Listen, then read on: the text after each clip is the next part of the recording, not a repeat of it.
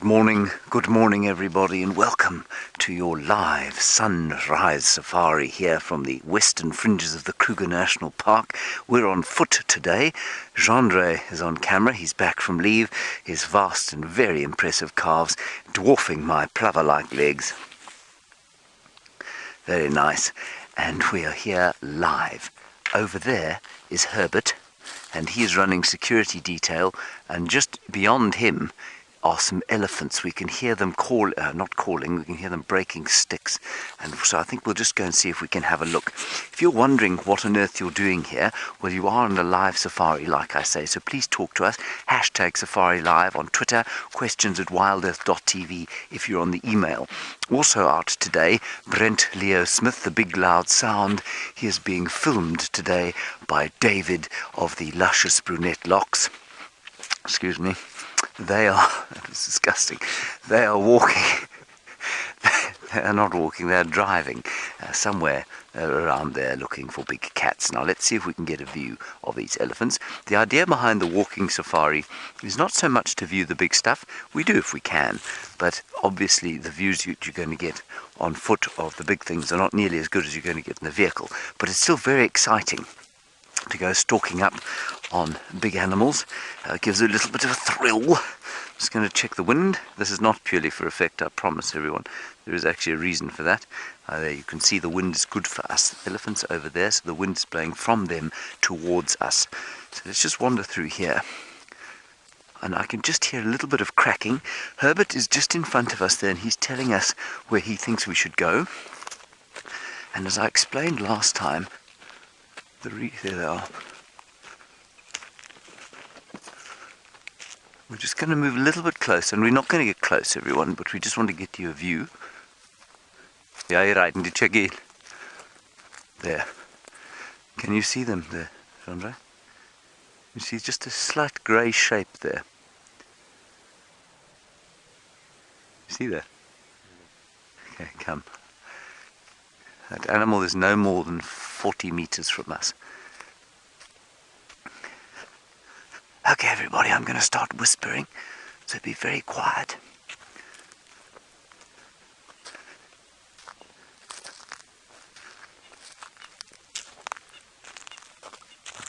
They're just up ahead here, feeding through the woodland.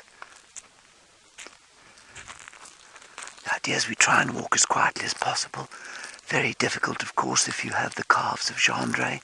It's like having two 20-kilogram dumbbells strapped below your knees. Jean-Ray, walk more quietly.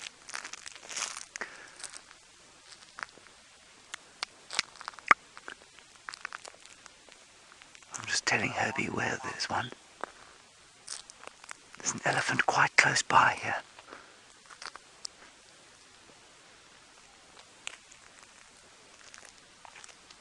Okay, here we'll get a view. They really are quite close. They're only about 30 meters away, 120 feet or so. Down. Right. Okay. Look at this Dangane Shidulwe. I'm just asking Herbie where he thinks we should go. Okay. Okay. Come with me. We're going to use this termite mound as cover.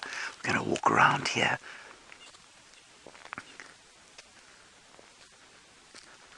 I think just come with us here. I think we're going to get a view here. If we don't get one round this termite mound, then we'll go to Brent. Jean-Ray, just watch up here.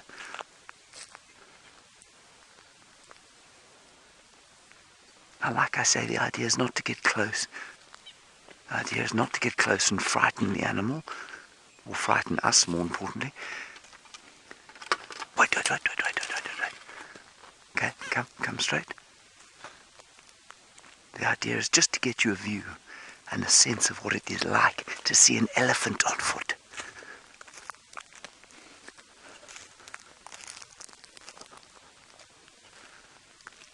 Okay, here we go. We'll get you a view here. You can just see them there. You see them, Jean-Ray? Like I said, won't be a great view. You see them feeding there.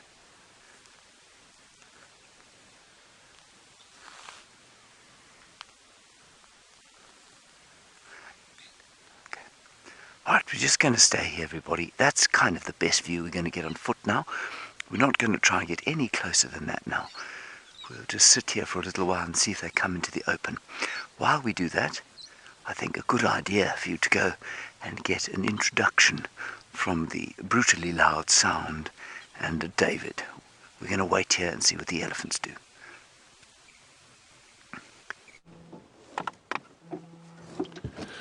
Good morning and welcome to Safari Live. My name is Brent Smith, or as James Henry calls me, the brutally loud sound. Now I am convinced, so when I went on leave, I had one glove of each. I'm convinced James Henry is hiding the other of each glove. So again, I have mismatching gloves. I have a mitt and a fishing glove, and I'm convinced James Henry is hiding that, and my hat. So I've actually stolen David's hat, the cameraman's hat. As you can see, the cameraman sweat a lot. But I cannot find any of my stuff, and I'm convinced that James has taken great pleasure while I've been away to hide all my different paraphernalia in different places. So it's going to take me a few days to find everything, but welcome to a very chilly Nkuhuma private game reserve. It's about 12 degrees Celsius, which is 50 something Fahrenheit. And thanks for the updates about the lioness at the Nkuhuma camp with the cubs. How exciting! But there are still guests there, so we cannot go in front of the lodge. So I'm doing a big wide loop. Just to let you know, Karula was also seen after drive yesterday, but she got chased by elephants, so she could have gone anywhere. So we are checking for her tracks, but first and foremost, I'm checking for the Nkuhuma and the cubs. Very exciting. So going very slowly, making sure they haven't crossed north. I think they're probably in this river system off to the right here, but it is very, very exciting. And remember, we are on a live African safari, and you can ask me questions, believe it or not, and you can do that by sending me an email at questions@wildearth.tv, or you can use the hashtag Safari Live on Twitter. And I'm so excited to be out after that gusting, cold, windy evening we had last night. Well, the clouds are coming back slowly, but it is perfectly still. And it is just one of those mornings you're just so excited to be out in the bush. And so far we've only got hyena tracks. So we're going to check Mvubu Road. Now, apparently Mvubu Road is where the hyenas are as well. And that's a bit dangerous for that Nkuhuma lioness. But we're going to keep checking here, and while we do that, James, being the smallest creature in the bush, is on foot with the biggest creature in the bush.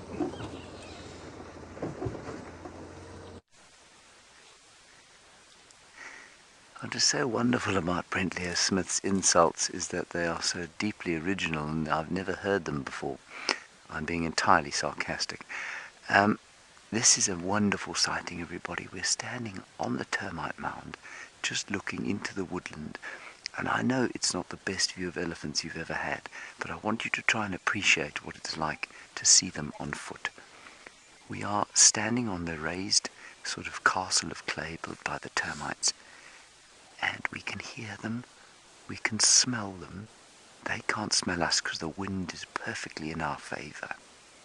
But look, there's an element of look, it's not fear, but there's definitely an elephant of dump, dump, dump, dump, dump, where it's just slightly, you've got an elevated heart rate, and this is the most connected you will ever feel with the wilderness, to be standing in a place like this, looking at elephants, knowing that they don't know we're here. That, to me, is the crucial part of this.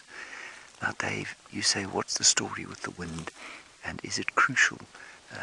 Or is there ever a time that the animals would want to be upwind of us, or we'd want them? No, it's not. Always you want the wind to be blowing from the animal to you, not the other way around. And the key thing also, when you're in a situation like this, is to make sure that while you're focused on the elephants over there, you're not missing the buffalo sneaking up behind you. There isn't a buffalo now. I'm just making the observation. That's why Herbert is so crucially important to what we do here. While I am focused on the lens and the elephants, Herbert is constantly looking around, seeing what's going on. This is a perfect view of a herd of elephants now. What we would do is move away as soon as they became aware of us. Our elephant herds are by nature probably going to be slightly more threatened than elephant bulls because they have the youngsters with us. And Nathan, you want to know if I've had any experience of being charged by elephants on foot? I've had to stand on one or two charges, yeah, but my approach to elephants is such that I generally try and avoid them becoming aware of me. And if you do that, you're generally okay. And also, if they were to become aware of us now, so if they were to hear my voice, and it wouldn't surprise me from this distance if they did hear my voice, they'd look up and smell, and if we melted into the bush, there'd be no problem. If we stood up on this termite mound and started making a big noise, the response would be one of two things. One, they'd move away, and the other would be that they would come towards us, or the matriarch would detach from the herd and come towards us. And you do hear horrible stories of that, and you know what, 9 times out of 10 they'll move away. But it's that 1 time out of 10 that you want to avoid, mainly because why do you want them to feel threatened? And so I've seen videos and I've been in experiences where people will walk out in front of the elephants and wave a stick or shout at them and kind of make out that show how brave they are by chasing the elephants away. I would consider this walk a failure if these elephants became aware of us standing here, because they're peacefully feeding across here. We know they see us as predators. We know they see us as a threat. And so to make them aware of us, to threaten them in that way, would just be very unkind. We're going to try and get one more view of them, probably from around the other side of the mound. While we do that, we're going to move very slowly. Let's get an update from Brent.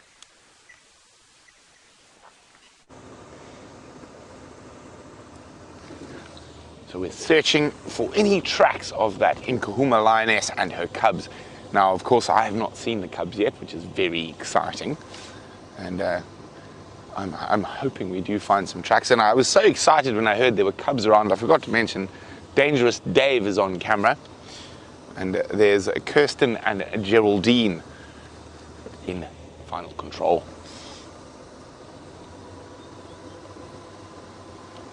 And it is so wonderfully still. And if we just sit and listen to the bush around us, there's only one bird we can hear calling at the moment. And it's quite often the last and first bird you hear in the morning. And it's James's favorite bird, strangely enough. Oh, now we can hear a second bird. Oh, there's lots of noise in my ear. There's a white-browed scrub robin. And we can hear a grey go-away bird. Now that is an alarm call. I'm just going to take my earpiece out for a second. So, if you've been in the bush a long time, alarm calls of different birds not only give away the presence of predatory birds, but quite often give away the presence of predators. So if a grey go-away bird alarms at a bird, it's very, very different. Now, when the go-away bird actually says, go-away, go-away, that's generally for a predator. And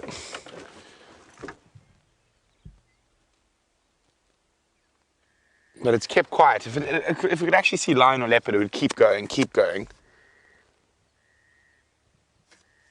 I've just heard that the tracks of that lioness are heading south.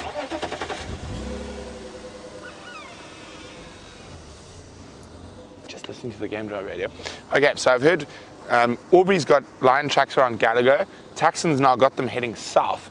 So we're going to keep checking slowly here, because we've got to remember, it's not only the female and the cubs that were around last night. We had the Amber Eyes and that Birmingham boy, and poor old Amber Eyes was just trying to get away from him and his advances. So they could literally be... Oh, That is not a good noise. Not a good noise at all. Now, apparently this all started when James ran over a stump. But let's go have a quick look in the bonnet. And while I do that, let's go see what James is up to on foot. Otherwise, I think Dave and I might be walking home.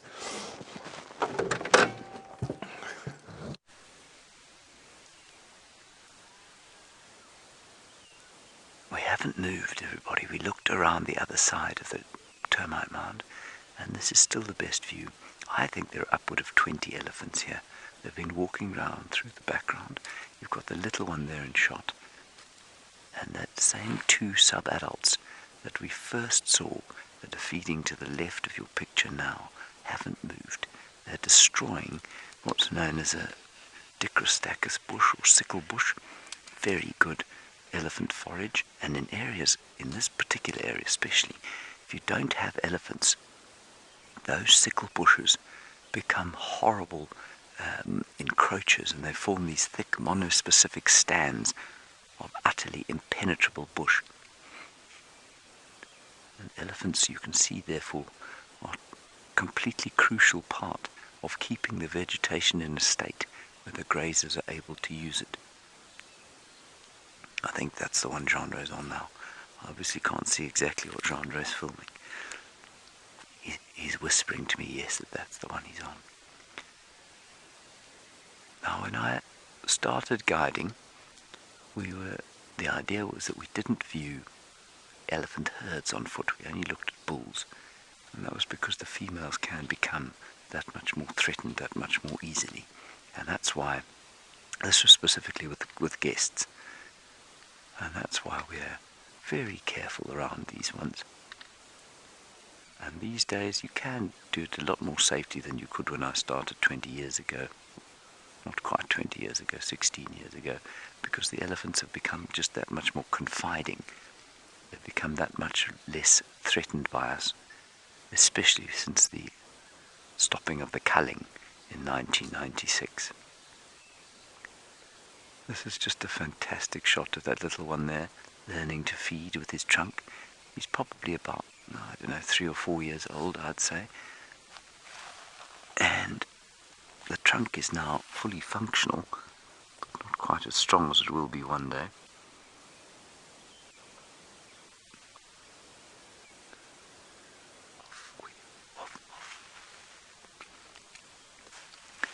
And Kathy, you say, do elephants talk to each other while they eat? You're in Washington State. Lovely to hear from you from there, thank you. You say, do elephants talk to each other while they eat? Can we hear them rumbling? Kathy, no, because that infrasonic rumbling is often of a frequency too low for us to hear. So I've no doubt they are talking to each other, especially the cows and the calves, but we can't hear it. We can only really hear it when they make a very loud and seemingly almost alarmed call. So when they make that, it's often a kind of alarm call. Not an alarm call, but it's a kind of stressful, let's get out of here kind of a noise. I have no doubt that they're talking to each other as we speak. And remember, animals out here speak in ways that we don't really understand quite often. You know, I think that they often speak in this kind of extrasensory way. They communicate with body language from a distance. They communicate with olfactory senses, hugely importantly, much more so than with us. That's your nose, by the way, olfactory. I'm just explaining for Jean-Roch, because he's from Cape Town and so his brain doesn't work anymore. Used to be from Johannesburg, of course.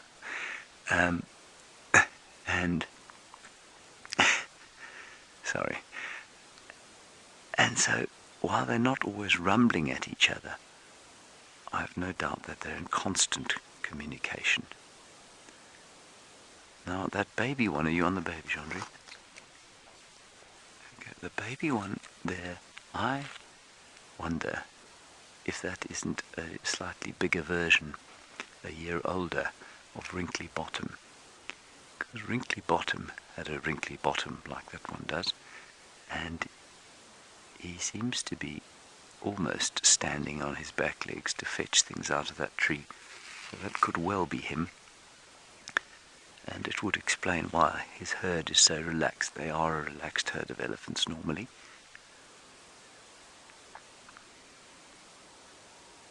This is just brilliant. I can't tell you the feeling that this brings people. Being so close, feeling the earth under our feet, and the sounds of the elephants. Alright, the elephants are now coming around to the right hand side of your picture.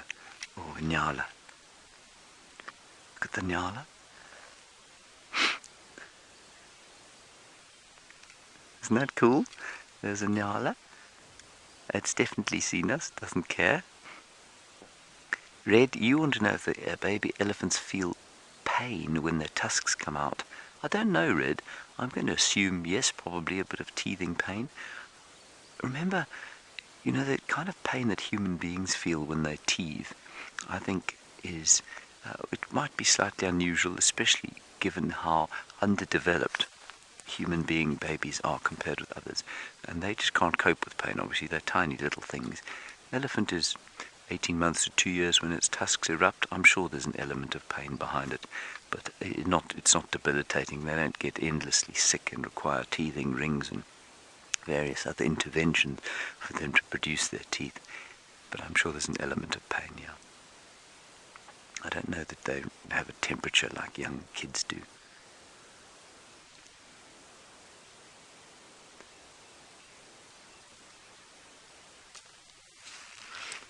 Alright, let's go back and see what Brent's doing. We're going to back down off this termite mound, and we're going to head off through quarantine clearings and see if we can't pick up tracks of the great queen, Kurula.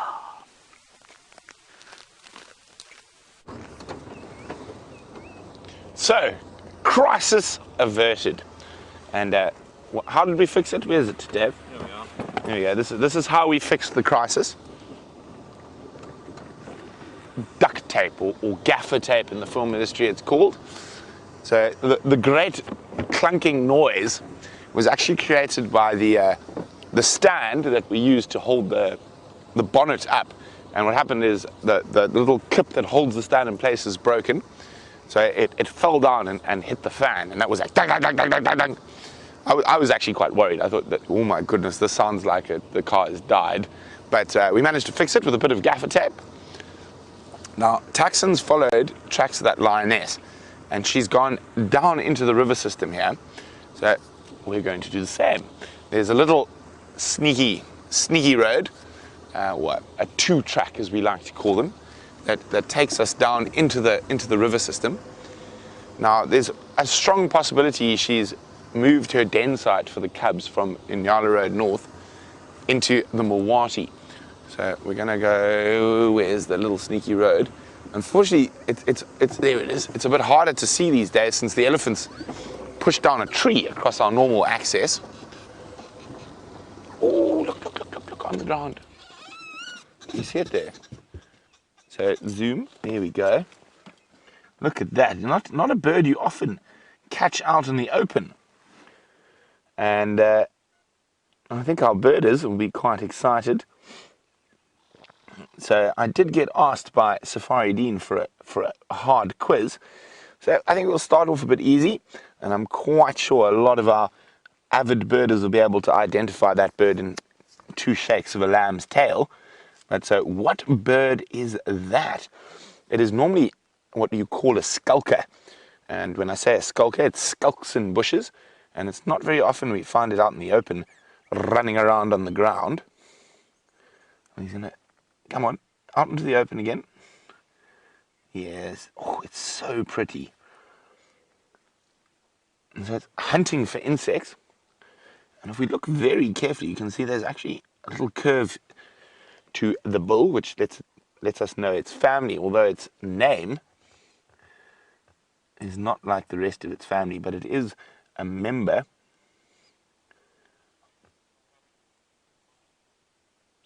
of the shrike family. Oh, I've got something in my ear. No, stay on the bird, Dave. So Aubrey's just picked up tracks of the female and the cubs going east. And I'm going to ask him now where it is in a second, but I mean, it's not often we get such an amazing view of this particular bird species. Oh, did he catch something? Yeah, he's got something. Oh, and down the gullet it goes.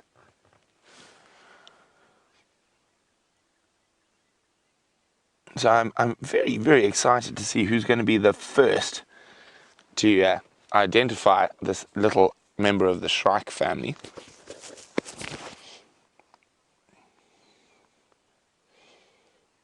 Dino would like to know whether it's a cinnamon bun. It's not a cinnamon.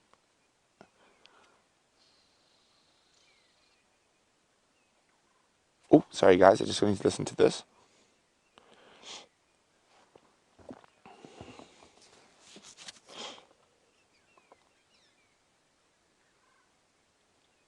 There's quite a few birds around. So while Dave takes you on a tour around, I just need to be on the radio for a second.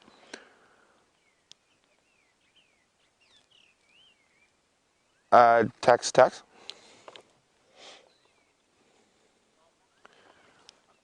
Can I take a standby for that position? Copy, thanks. I'm at Gari, Cutline and Central Junction.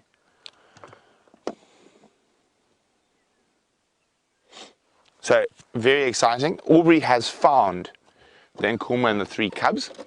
And we're on first standby, so we're not in a rush. But look right in front of the vehicle here, Dave, in this, there.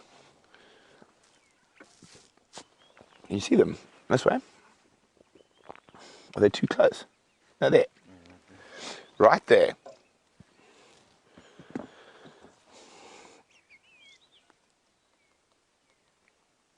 Look at that, little blue waxbills frolicking around, looking for tiny little insects, or mostly looking for grass seed.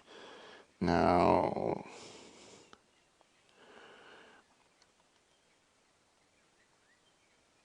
well done to Joanne, who has got that initial bird correct.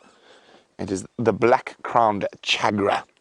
So very well done, Joanne. We get 2 species of chagra in this part of the world.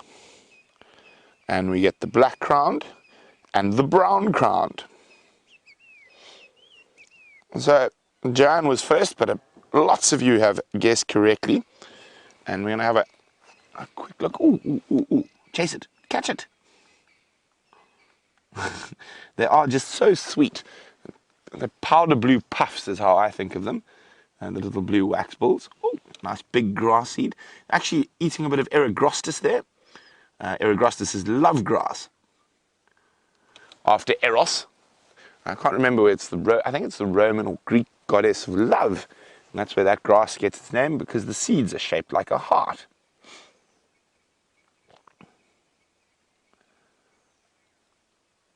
It could be Roman, according to Kirsten in Final Control. I'm a bit lax on my Roman and Greek mythology. Okay, so we're going to start moving now. We'll leave the little wax balls to eat their love grass. But so there we go. There's the black-crowned chagra. And that's the one we saw on the ground. And we hear, but don't see as often. Oh no, apparently it was Greek. Is the brown-crowned chagra. And they are great skulkers. So it's very unusual to see them nice and out in the open, like we just did. Ooh.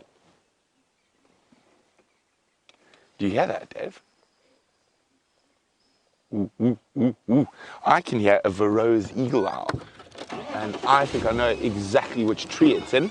Now, they like to roost in very big trees. And jackalberries being one of their favorites. And there's a massive jackalberry just here. And that sounds like it's coming from that exact jackalberry. Ooh. Now, one of my favorite memories as a child in Botswana is this massive black maned male lion walking through the Okavango floodplains in the level of mist, and in the background you've got the Varro's eagle. Ooh.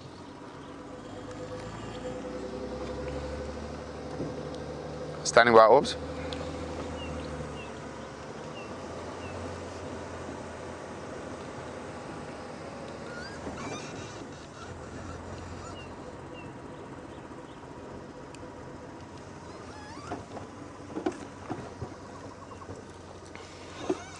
Copy, Orbs. Confirm best access is still from Central.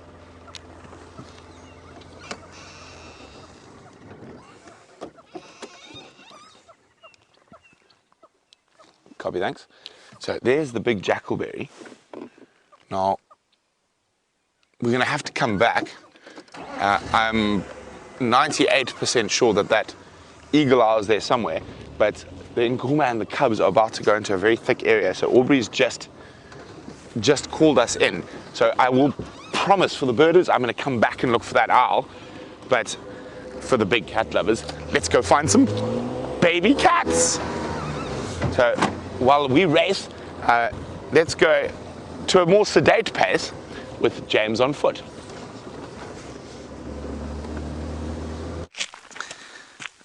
Now, if you're a predator, of course, what you'll often do is roll about in the dung of another animal, and that, of course, masks your scent. I am not going to roll in this dung, but I am lying in it in order to show you how committed I am to the cause of remaining undetected by the animals around which we are going to be sneaking today. I don't believe I just did this, actually. In Gendre's case, of course, he doesn't need to do this. Gendre, did you wash your hair on leave? No, he didn't. It's actually so... I can't tell you how nice this stuff smells. You know, I'm not going to roll in it. Normally what happens is a predator will go and lie down, often in buffalo dung, which is wet and disgusting, and they'll roll about in that, and then they smell like buffalo dung as opposed to nasty lion or leopard. And if you happen to be a nyala or an impala or a bushbuck or a steenbok or a duiker, you won't pick up on the fact that you're about to be devoured by a sort of shadow that smells like buffalo dung. Let's move on. Herbert is watching this lot going, those people are off their heads.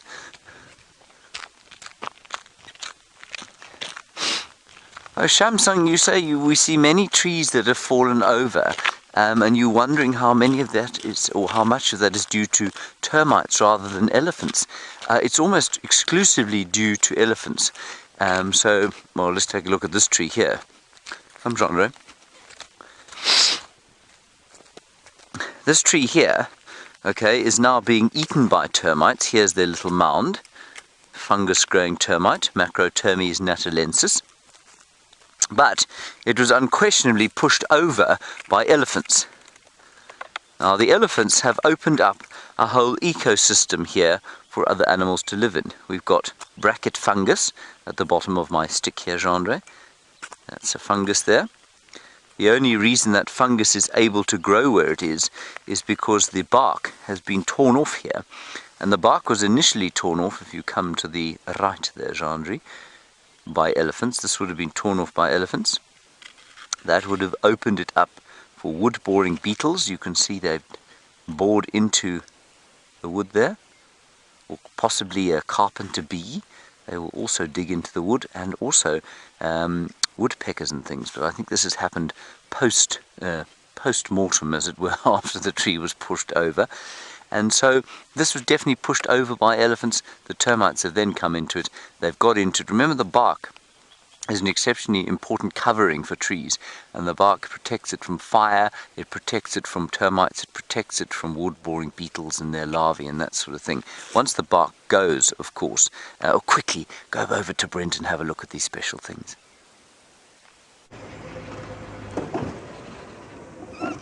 So guys, look at this. Thanks to Aubrey, the Nkuhuma lioness, and the 3 little cubs. Oh, look at that. This is so exciting. This is the first time I've seen them. Oh my goodness, they are adorable. So we're just going to move forward a little bit so the other cars can also see. And I'm just going to stop and let her walk towards us with those 3 glorious little babies. Now, she is about to go into a very thick area, and she's about to drop down into the drainage line. I can't help myself. If you hear many clicks, it's my camera. And I hope you guys are getting screenshots of these incredible little babies. Look at that. Oh, she's just... Ooh, I need to change all my settings from last night.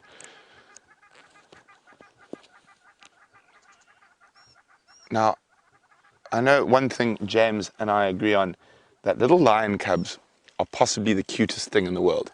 They're you lazy lion. Look at them, aren't they just cute? Well done, Mom. They are just absolutely amazing little creatures. At the moment, they're about the size of a domestic house cat. Look at that, she's going to walk right between the Nkuhuma vehicles. Look at them, off they go. Oh, I didn't even manage to snap a shot. But she's about to go into the river system. Now, strangely enough, she's heading into the same river system where I saw Karula's cubs when they were a few hours old. Now, of course, me being me, I have one or two tricks up my sleeve. And one of the beautiful things about not being in Maggie the Mahindra is we're a little bit more maneuverable. So I think I can get a car into this river system. Can you see them through there, Dave? You see them? No. Okay, we're gonna just pop past. I'm just trying to figure out where we are, where's the big tree, how to get into the river here. And isn't this absolutely exciting? Nkuhuma cubs, my first sighting. And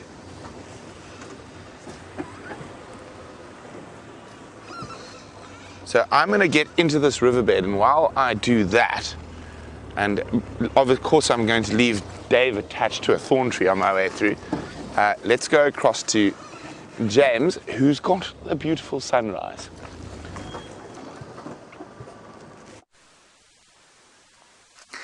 I'd love to say that I have a beautiful sunrise shot, everybody. Actually, Jean-Dre and his very artistic eye have spotted an unbelievable amount of, what would we call those? We would call them crepuscular rays, wouldn't we? Now, the interesting thing is that they are obviously, they don't look parallel, do they? They look like they're coming from one point in the sky. And what is interesting is that they are actually parallel. They are precisely parallel. And the reason they look like that is for the same reason that two parallel railway lines look like they're converging in the distance. So if you watch two parallel railway lines, and on a straight railway line, you know they're parallel, you know that they don't actually meet, but as they go towards the horizon, you see them meeting up. That's exactly the case with these things here, and that's why always with these crepuscular rays, whether they're coming from the western horizon, the eastern horizon, or this one looks like from straight above, that's just the angle of the clouds that make it look like that, they're completely parallel. And those that are still subscribed to the idea that the earth is flat will tell you that, or that the sun is actually much closer to us than we have been led to believe by conspiracy, the keepers of the knowledge, shall we say, the Illuminati of the world. They'll tell you that the sun is actually like a lamp shining over the earth, and it's proved by the fact that these lines are not parallel. In actual fact, they are completely parallel.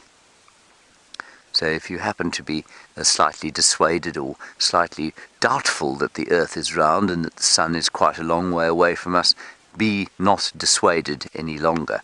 Isn't that a stunning, stunning view? Great big slices of golden sunlight dropping down to the earth. I'd love to say that that was my words, but I stole them from a book I read, I'm afraid. Great slices of golden sunlight. Stunning. All right, we're going to turn around. Herbie's just up here. I'm not entirely sure. Oh, there he is. And we're walking along where we think maybe Karula went. We haven't found any of her tracks yet. Herbert is currently fossicking underneath a log to see if he can find us a scorpion or a millipede or a centipede or maybe even a snake. Let's see what he's found. Of course, the great joy of walking with Herbert is, well, apart from the fact that you feel safe, you learn a huge amount about the medicinal and local uses of plants out here. So hopefully we'll do a few more of those today. I've gone on to... Okay, nothing here. Justin, you want to know if there are edible fungi here? Yes, there are, and you want to know what their names are. I'm going to be facetious now. Their names are mushrooms. Justin, that's a very facetious answer. There are many different kinds of mushrooms that you can eat, and much the same way as there are in other parts of the world. I don't know any of their names. I know that there's some poisonous ones. I know one or two of their names, but the edible ones I don't know the names of, but there are lots that you can find, especially in the part of the world where the only ones I've ever eaten wild here come from a part of the world where genre is quite closely associated, and that's a place called Stellenbosch, and you find them there in the exotic poplar plantations. You'll find lots of wild mushrooms there that are very delicious to eat. We're walking through very, very pleasant woodland that would be very nervous to do in summer because it would be quite thick, but you can see how it's really opening up around us as the leaves fall. And I always think that, and I might be wrong here, having not experienced too many northern hemisphere winters, that the trees here lose their leaves relatively late, because come the middle of winter, I mean we're now going towards, we're in midwinter, you would imagine that all of the leaves would already not have their leaves on them. And certainly in Johannesburg that's the case. But here, they maintain their leaves till probably about August, and then the winds come and blow them off. And then September and October is when it looks like a very wintry landscape, although the temperature goes up. I always think that's quite interesting. Let's see what else Herbie's got here for us.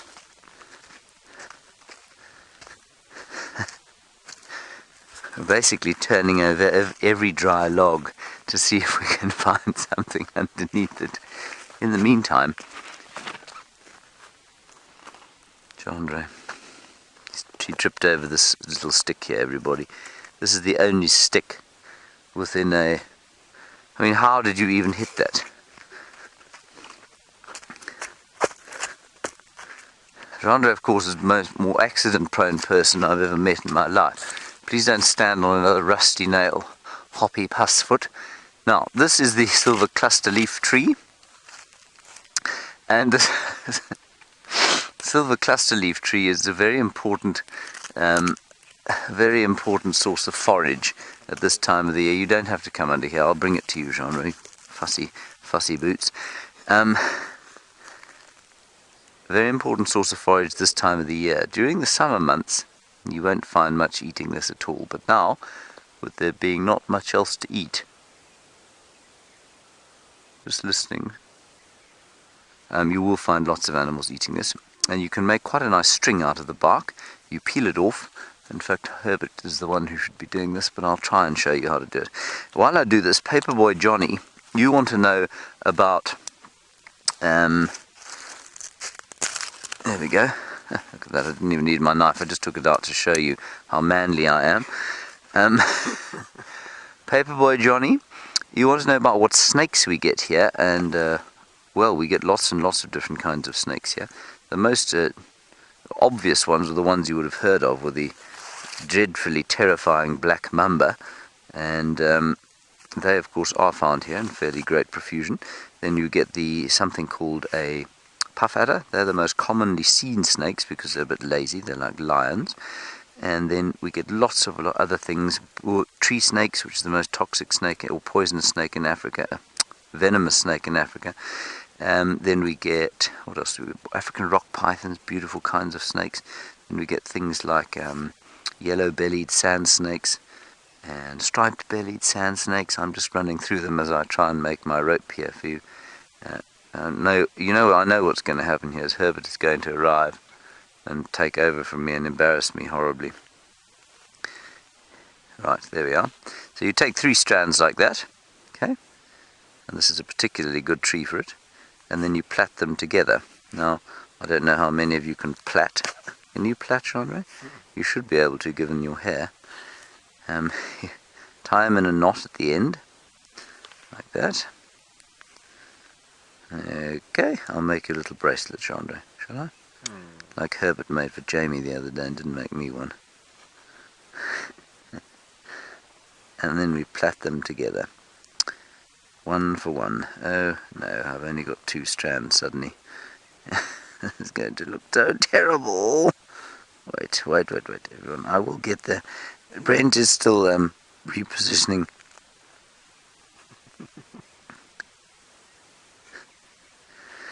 Thank you, Iretus. You say, are all South Africans this kooky, or am I just a unicorn of humanity? William? Herbert said something, I didn't quite catch it. I think you'll find that quite a few South Africans are quite kooky in some ways. I think you might find that I'm slightly more eccentric than most. Definitely. Chandra thinks, yes, I'm definitely much more eccentric than most South Africans would be. Yeah, no, look, I don't think I come out of the draw of normality, no. I'm very happy that you think I'm like a unicorn. Some would say I'm much more like a less pleasant rarity in life, but I'm very happy to be a unicorn, Iretus. Thank you so much. All right, here we go. We've almost got some rope here, Chandra.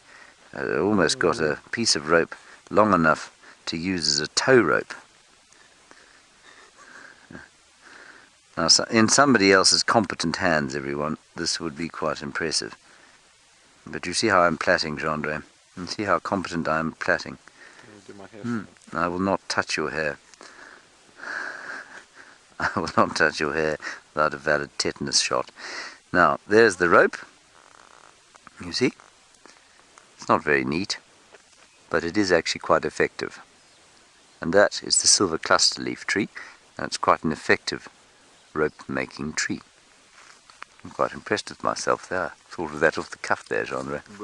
There we go. Okay, come on then, everybody. While Brent is still trying to negotiate his way into a very thick drainage line, if anyone's going to get a car in there, Brent will. Whether he'll get it out again or not is another matter entirely. But with any luck, he'll get it in there and you'll have a nice view of those lions. Now, we just need to find Herbert and find out where he's gone, because I suspect he's found something. I heard a grunt from the bushes. I hope that wasn't a grunt of distress. I don't think it was. Now what you do here is you look around. When you don't see him, you go, and then you get a reply. On we go.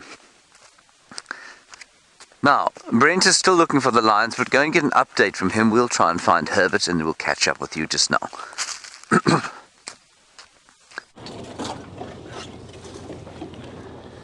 So we're very confident that lioness has come into this area. If we have a look around us, it's ideal for cubs.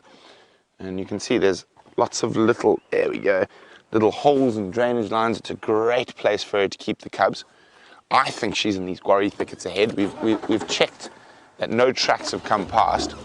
So we're going to give it a quick squiz. And if we have no luck here, there's tracks of Karula to follow next. And they're heading down Central Road to the east. So what we want to do here is that wherever I find a little bit of open ground like this, I'm just making sure there are no lion tracks, and there aren't, which is good.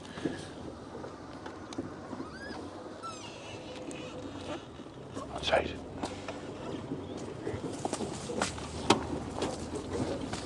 Okay, I just got to be on the Game Drive channel.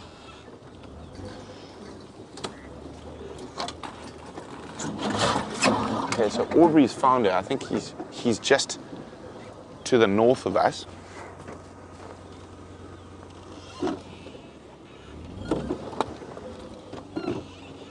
I know exactly where she is. Okay. Dave, don't get caught in the thorn tree.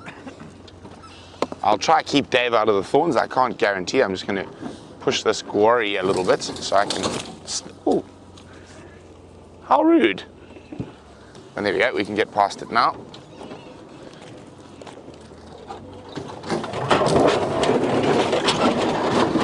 Just got to be on the game drive for a second. Ah, there's Aubrey. I don't need to be on the game drive. I found him. So she's right here somewhere. Now, this is ideal spot for her to leave the cubs. I'm just gonna... there's Aubrey, so she's just in front of Aubrey. Now, we've got the luck of having a small vehicle. We might be able to move around onto the little peninsula that's over here. And we're probably going to be able to get a view from the other side, but it is going to take some maneuvering. But we should be with her. Wait, Aubrey's on. Let me just chat to Orbs quickly. Orbs, do you think it's better if I go to the other side of the Xivambalana?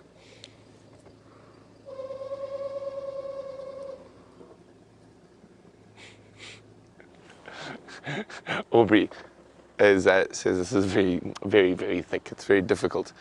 But we're going to try. So while we try and maneuver to get another view of the Nkuhuma and her cubs, so exciting, we're going to go to James, who's on foot.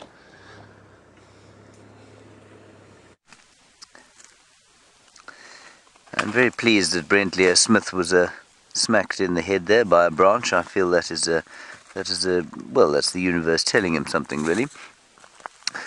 There is the exoskeleton of a little scorpion, and I suspect, as with the last one that I found, this is an olive...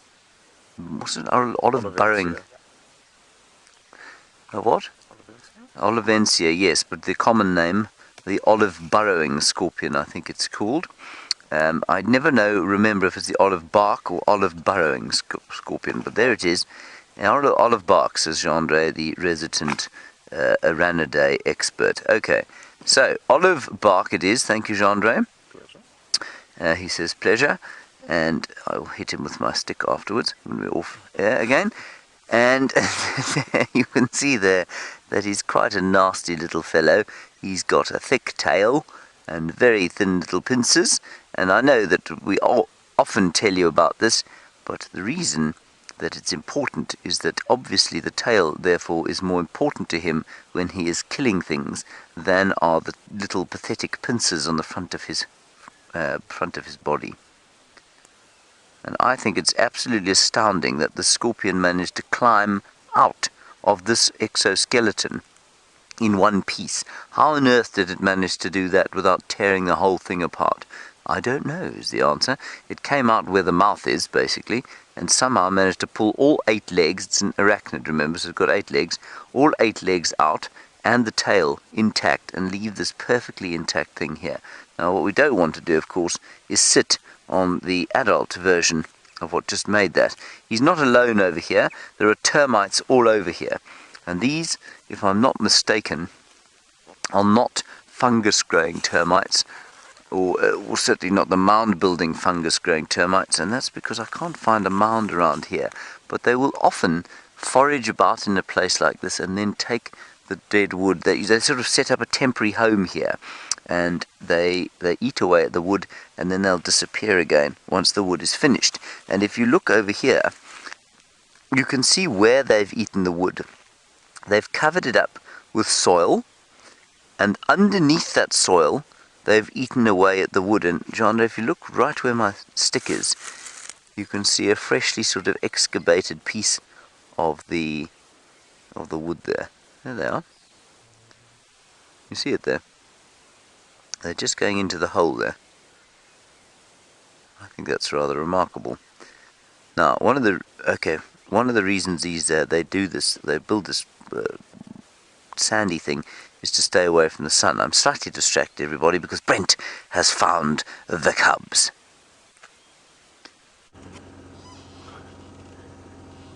Well, cub is a strong point. You can see movement behind the bush. Wait, there we go.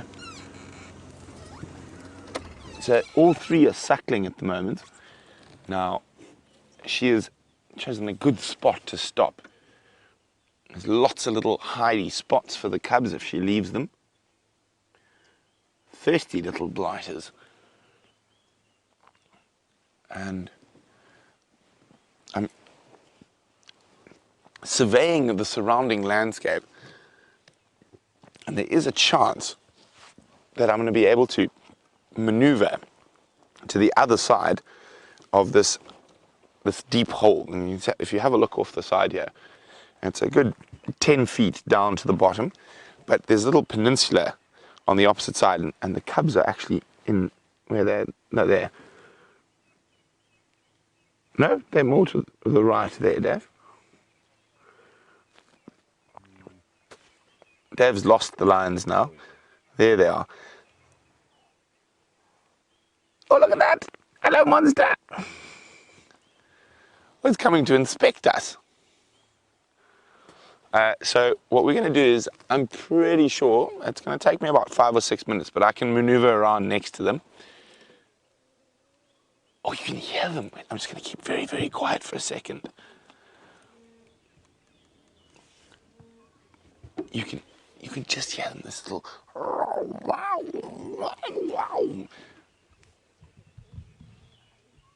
They're growling at each other while they're suckling.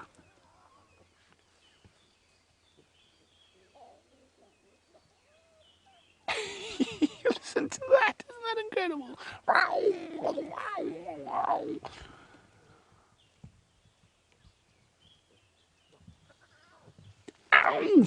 Very upset with each other. Guys, there's six teats. No need for argument.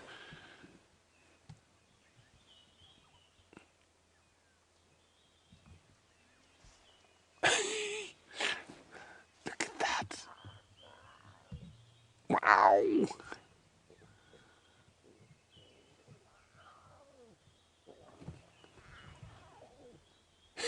So upset with each other.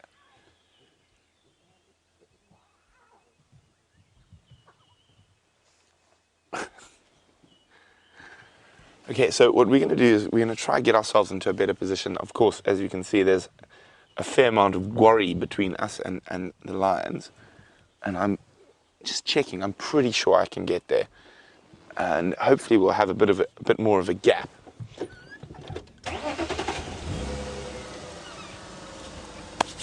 Cubs! So exciting! Oh, they're just two gorgeous foreheads. They are absolutely, I think the only way to describe these cubs is delectable. But while we try to get into a better position to view the delectable little monsters, let's go see what James is up to.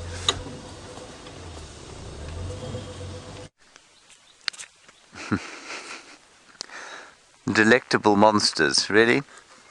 Okay. Jen B, I believe you've been very distracted by the dry and chapped skin on my lips, which we thought would give you a nice close-up of. There you go. Sorry about that, Jen. I think I need to put some stuff on my lippies, obviously. I do apologise. Right, now, come over here. Now, don't trip over this stuff, Chandra. This is the kind of thing you will fall over and stab yourself to death on. This is the sort of impenetrable forest of Strychnos madagascarensis. And I thought until very recently only the fruit was a useful thing at all, until Herbert told me, no. And this is one of the joys of walking with him. You can take the roots of this tree, the Strychnos madagascarensis, which is a not particularly unattractive tree, and if you've got a child with a birthmark, and you all know how disfiguring birthmark can be, if you've got a child with a birthmark, what you do is that you take the root, not the leaf like this. I'm just showing you the venation on the leaf. Can you see it's got 3 veins from the base? That's how you know what it is. Easily identifiable as strychnos, with those obvious 3 veins from the base there. You take the roots and you burn them up, and you powder the ash, and then you mix them with either wild medlar roots or guarri berry roots or whiteberry bush roots. Those are the 3 kinds of plants that you could use. And then you make little incisions over the birthmark, and you rub that into the incisions, and apparently it heals really nicely. I'm not sure what kind of birthmarks exactly, some probably skin diseases or something like that, that comes with being born and the earliness of life. And that apparently is a very effective way of getting rid of those little ailments and lesions, and that's quite important because otherwise it would be a tree I would think was almost worthless to this area. Now Shamsung, you want me to explain the difference between poisonous and venomous again? Well, yes, I can certainly do that. Poisonous means something that if you ingest, i.e. eat it, it's going to cause you to it's going to cause bad effects. It might kill you, it might just make you vomit a little bit. But venomous means something that will envenomate. In other words, that will create some kind of toxic effect in your body. And so to envenomate would be to introduce a toxin into the body. Let's just have a look here, Jeandre, if you don't mind. It would be to introduce a toxin into the body into the blood or the nervous system, the endocrine system, and sort of poison the body from within. And that's different from eating something poisonous. So something that is venomous can envenomate. Something that is poisonous will poison you, but that's normally through ingestion. Now, can you see this track? Is it viewable? This is a white-tailed mongoose track, everyone. Now, the white-tailed mongoose is quite a special mongoose. It's the biggest mongoose that we get here, and that's a real snake eater. They will definitely eat snakes if they can get hold of them. It's probably the size, it's probably about that long. That's the same length as my stick, just about, which is about 1.5 feet. It's about the length of a white-tailed mongoose, excluding tail. So they are quite large mongoose, and they walk along. And the real indicator that this is a white-tailed mongoose is the fact that if you look very closely and very carefully, you can see out in front of the track are the 4 claw marks. They've got very, very long, sharp claws. Slightly blunter than a cat's at the end, but much longer. And blunter because they're out all the time. Unlike a cat's, of course, which are not out all the time. They are protractable. On we go, Jeandre. Brent is just trying to reposition so you can get another view of those little cubs, those delectable monsters. Ooh. Here is an extremely unusually large example of Strychnos madagascarensis. And this will make very nice fruit. So a tree this size, if the elephants don't get to it first, which I suspect they will make very nice fruit. It'll get very tall, well, not very tall, but as tall as that, and make a nice round crown, and it produces big green balls of fruit. And those big green balls of fruit, when they're ripe, you can open up and you can eat the fruit straight. Don't eat the seeds, because they're full of strychnine, and that will result in being poisoned as opposed to envenomated, and that can... I don't think there's enough to kill you, but it certainly is not very good for you. But you can take the flesh and dry it and mix it with honey, and apparently it's delicious if you mix it with honey. I'm going to walk continuously at this angle because if you could see how Jeandre is walking now in order to make the shot that he's taking smooth and not trip over something, you would be that. Let me just show you what he was doing, everyone. This is important to know. This is the kind of thing that he has to do in order to make sure that you get a smooth picture and you don't trip over something. He's very professional, as Alexander. Yeah, you just keep walking behind me like that. I'm having a thoroughly good time watching you. Okay, come on, don't be silly. Susan, you say, is it safe for me out here when Herbert disappears? Yes, it's safe for me even if Herbert wasn't here. And the only reason we have Herbert is because it means that I can then look you in the eye when I'm talking to you. I don't have to stare around all the time. I know where Herbert's gone. I can see his tracks on the road. I know he's going down there in order to try and find Karula's tracks. That's what we're hoping to find. So I'm just going to follow along the way he's gone. He's not far ahead. So I'm pretty sure that within this area here, there isn't anything that is likely to cause our demise. And, I mean, that doesn't mean I'm not aware of what's going on, but, yeah, it's completely safe.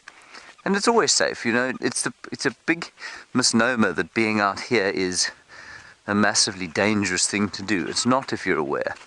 If you're unaware, then it can be dangerous.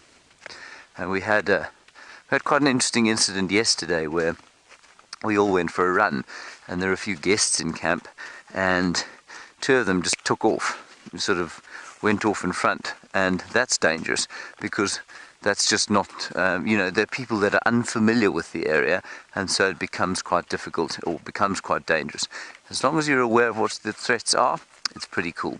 Okay, the cubs, those delectable monsters, have been refound.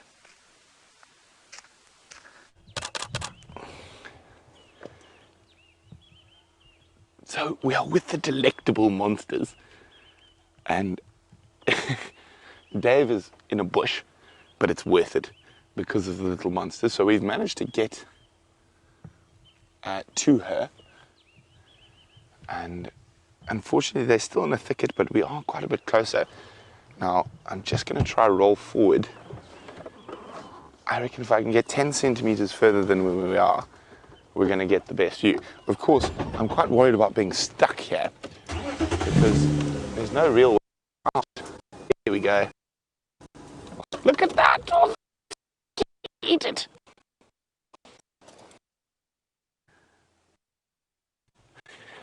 That one seems to be the bravest because it actually started stalking us when we were trying to maneuver through the bush.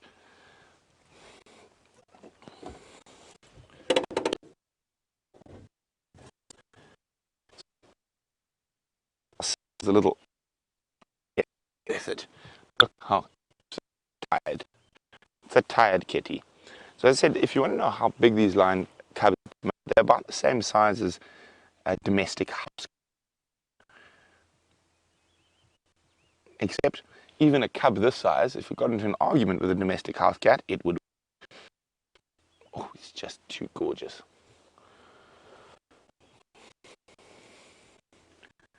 Now, this is what I've seen. At the moment, I can't tell how many boys, how many girls.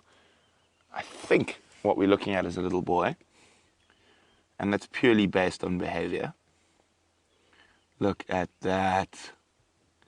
Oh, it's tired kitty. Now, of course it's a boy because it's got its tongue half stuck out of its mouth while it goes to sleep. I'm pretty sure that's a little boy. I can't really tell the other two. Oh, here comes another one. So it's coming. It's coming.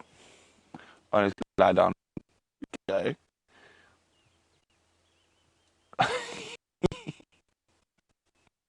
Oh, they are just too wonderful.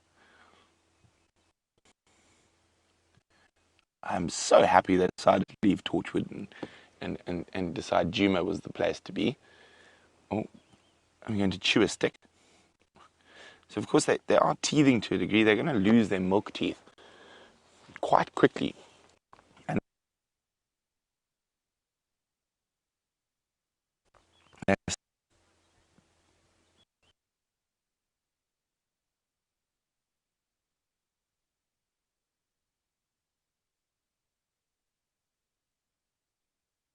in the middle of a thicket, drainage line, and I know we're going black screen, but should I try move back a little bit higher?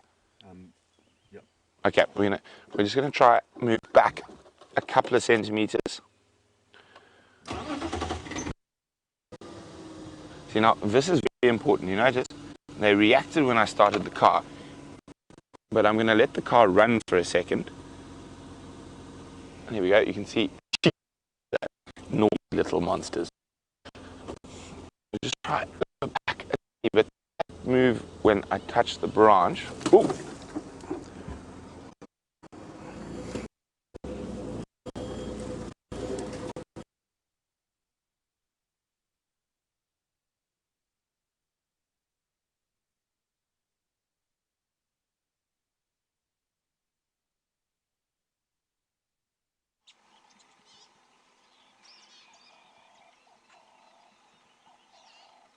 I'm not sure whether you can. Okay, picture's back. There we go. Look at that. And I do apologize for the black screen.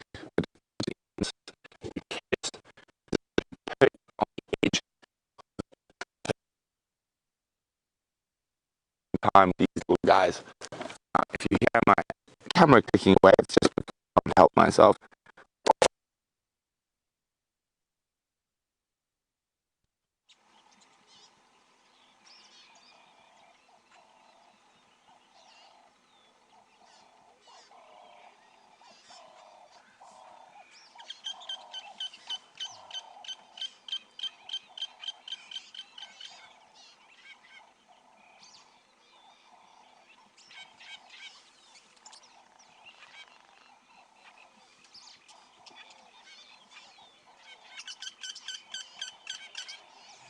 sorry about this, everybody. Perhaps something has pushed over the Gowrie repeater, just like the elephants have pushed over this marula tree.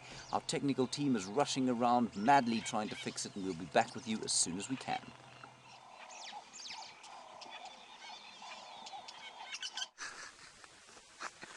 I hope you didn't get my little gormless face there, everybody.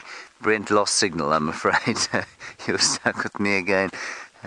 Kirsten said, please find frame, so I went, which is a beautiful picture, and I hope you didn't see it. Screen grabs of my lovely face. We're walking down towards the Gowrie repeater, and you can see it sitting over there.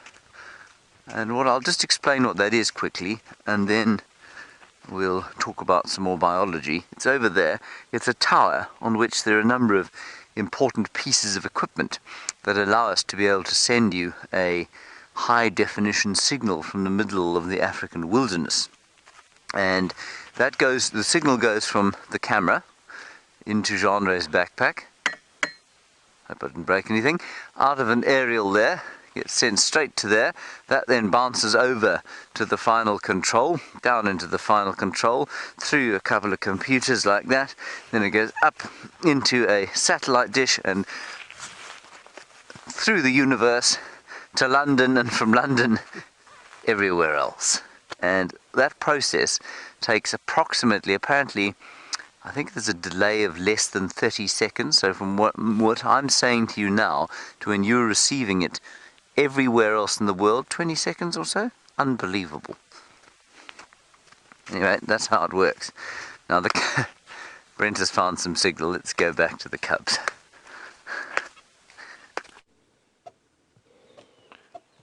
So that's Mom there, and we do apologize, but she has chosen a wonderful spot for the cubs. But of course, that is not the best spot in the world for our signal. And as you can see, so 2 of the cubs are directly behind her, but one is keeping a very close eye on us. And it's about half a meter closer than Mom is to us, giving us the lion's eye through the thicket. The other 2 look like they're suckling again, and unfortunately her back is to us, so that is the cub we can see at the moment. There we go, and just see that, oh no, what are they up to back there? Not suckling, playing, wrestling with each other.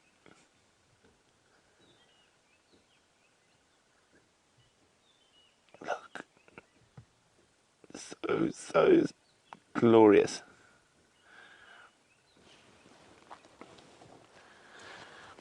Now, we're going to stay here for a little bit, but I think we're probably going to leave her.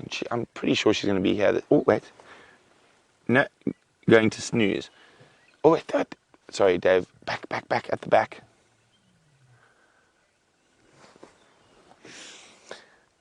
Now, James has apparently named these cubs Jerry, Louise, and Kirsty. And I think there's a male involved, so it's going to be a bit interesting. He's going to have he's going to be confused.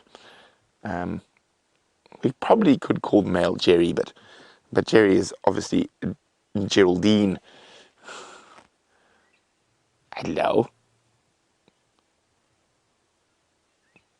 Now that's the one I think is a little male.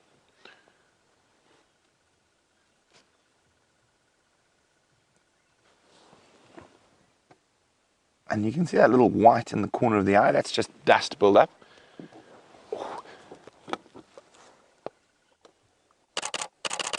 Oh, I can't help myself. Clickety click, click, click through the bushes.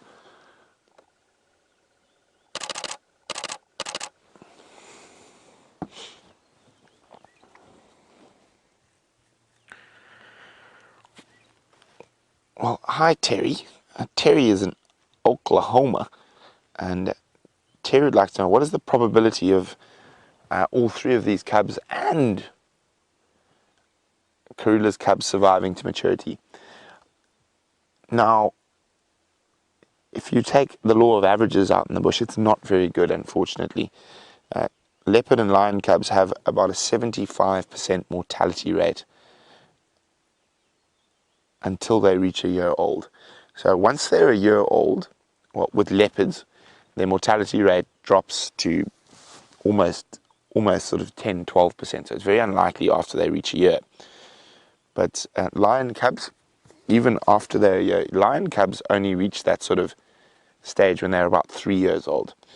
And that's due to the fact of the male lion coalition takeovers, and that the fact that a male lion's reign at the top, the reign supreme, is a lot shorter than a male leopard's. So it's if we take it, the chances are more than likely, and I would love to be wrong on this, is that only one out of these 3 cubs is going to survive to maturity. Now, with the Birmingham boys being a big and strong coalition, it's possible that all 3 will survive. But over lions in general in this area, if we speak about mean averages, it's more than likely only one of the 3 will survive to maturity. Of course, I hope I'm decidedly wrong, but unfortunately, nature is a very harsh place.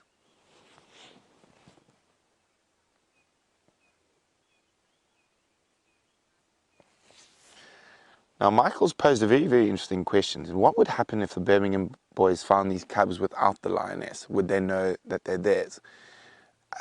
Being where we are, which is sort of the core of the Birmingham's territory, they probably would. But the Birminghams being first-time fathers, it's very difficult to say. But from what I've heard from the other guides and how they react with the Styx cubs, I think there wouldn't be a problem. So if they hadn't had interactions with other cubs, there is always the possibility they might eat them. And male lions are well known for eating their own offspring, but it seems like the Birminghams are not that type of male lion at the moment. So fortunately, I think it'll all be happy days. But you never know till it happens. That's the thing out here.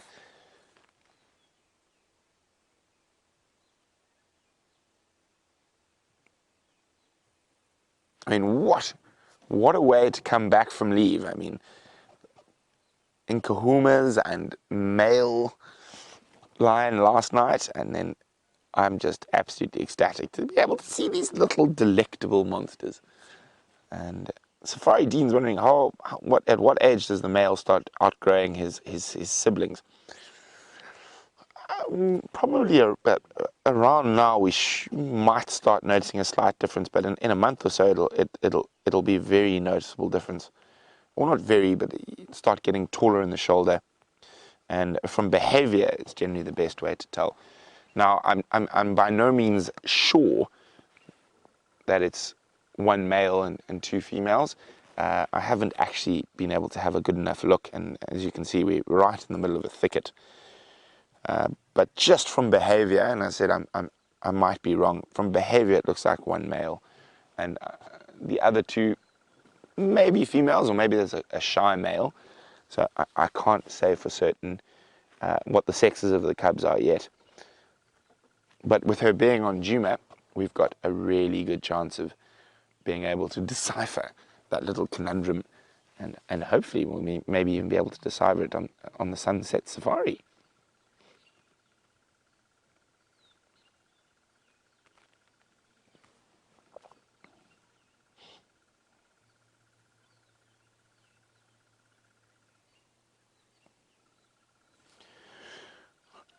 Hello, Jennifer. And Jennifer is wondering about incest in lions, and will male cubs mate with their siblings? Males, given the chance, will mate with their mothers, believe it or not. And incest in big cats is actually not that uncommon. And with lions, they can inbreed for up to sort of 6 generations without any medical defects or problems. But after that, it becomes a very big problem. You start getting stunted growth and very strange things like that. But in an open system like this, which we open to like 8.5 million acres of Greater Kruger National Park and Transfrontier Park, that the genetics move around enough. So it's very uncommon for a male lion to stay for multiple generations. So normally, and if we look at the Matimbas, who used to be the dominant males in this area, when their current set of cubs with the Nkuhumas, which is now the female who started mating, so she's just under 4 now. So male lion tenure sort of only lasts 4 or 5 years, and in very extreme cases it goes longer than that.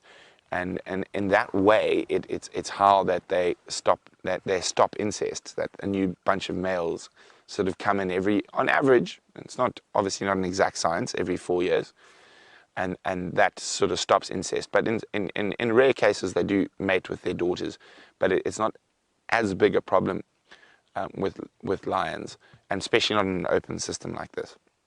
So it looks like the Nkuhuma little family is going to sleep, and we're probably going to try find a way out of here shortly. We're just going to leave them be for a while. Mom's asleep and all 3 cubbies are asleep. Oh, Mom's just lifted her ears when I said she was asleep. And don't think we're going to see too much more movement here at the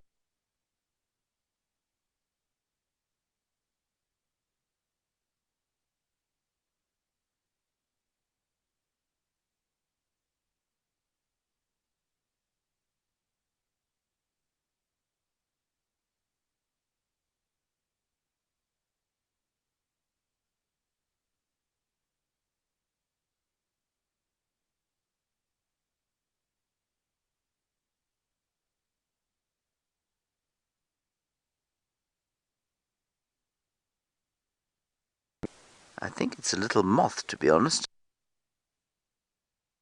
And I think what it's doing is eating or drinking the last little bits of nectar. What's Chandra just went, what does that mean? I was singing for you, James. Singing for me. Don't. So I think that's a moth, but it's very difficult to tell. It's very small, and I don't want to pull it out, but isn't it amazing? I just think that these incredible shots that we can get of these things, absolutely unbelievable. I think that's so special. Now let's just examine the rest of this plant, because it's one of the... I have shown you this WildEarth many times, but very few of them are in this condition this time of the year. So let's see if we can't find a crab spider perhaps, or a mantis disguised as a WildEarth flower. Certainly, if I was Stefan, I'm pretty sure I would have found many kinds of crab spiders on this thing by now. There's a thread that just came off. Is there? A thread? What, a web. A web? I don't think I'm that blind that I wouldn't have seen one there. Sorry about that, everybody. Apparently the stream went off for about a minute. What we're doing is investigating WildEarth flower. I'm not sure how... Did you get our moth? Do you think, Kirsten? Do you think they saw our moth? It's very important. You did see our moth, thank goodness. Let's just quickly look down the rest of the length of this plant and see what other creatures are going to be on it. And because it's one of the last sort of bits of moisture around here, one would expect to find a few more interesting bits and pieces. But all there is that one lonely little moth. Chandra, do you know what it feels like to be a lonely little moth? I do, James. You do? Me too.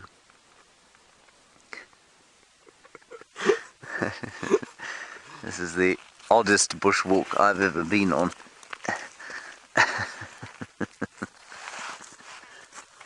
I'm going to look at one more WildEarth flower, just simply because I think we're going to find some things on them. No, not on this one. We'll have a look at this grass instead. Now, this grass, I'm not entirely sure of the name of, but you can still see the seeds on it, right? You've got those seeds. And those seeds are a massively, massively important source of forage at this time of the year. Normally, there'd be a lot more of these sorts of grasses around holding these seeds. And for the little birds like the waxbills and the pitilias and the firefinches and the widow finches, they'd have these seeds to eat throughout the winter. But now, of course, because we had such a poor rainy season before this, very few of these grasses have actually got seeds on them. And so there's much less for everything to eat. Gendre is squatting at the most appalling angle, everybody. It really is. It's quite something to behold. It's very distracting. One just has to get used to him again once he's back from leave, you see. I'm not allowed to dance there. Just be quiet and keep walking. Here's an actual WildEarth flower, and it's the crab spider. If we ever actually manage to find one, I'll be so happy if I do. There's the flower, and the crab spiders that live on them disguise themselves almost exactly like that. So they look precisely like the flower, with a bit of the sort of old flower attached to them. I think it's really... Oh, there is one there. What's that? It's a flower, an old flower. I thought it was a spider. Damn. Alright, let's not embarrass myself any further by looking at WildEarth flowers.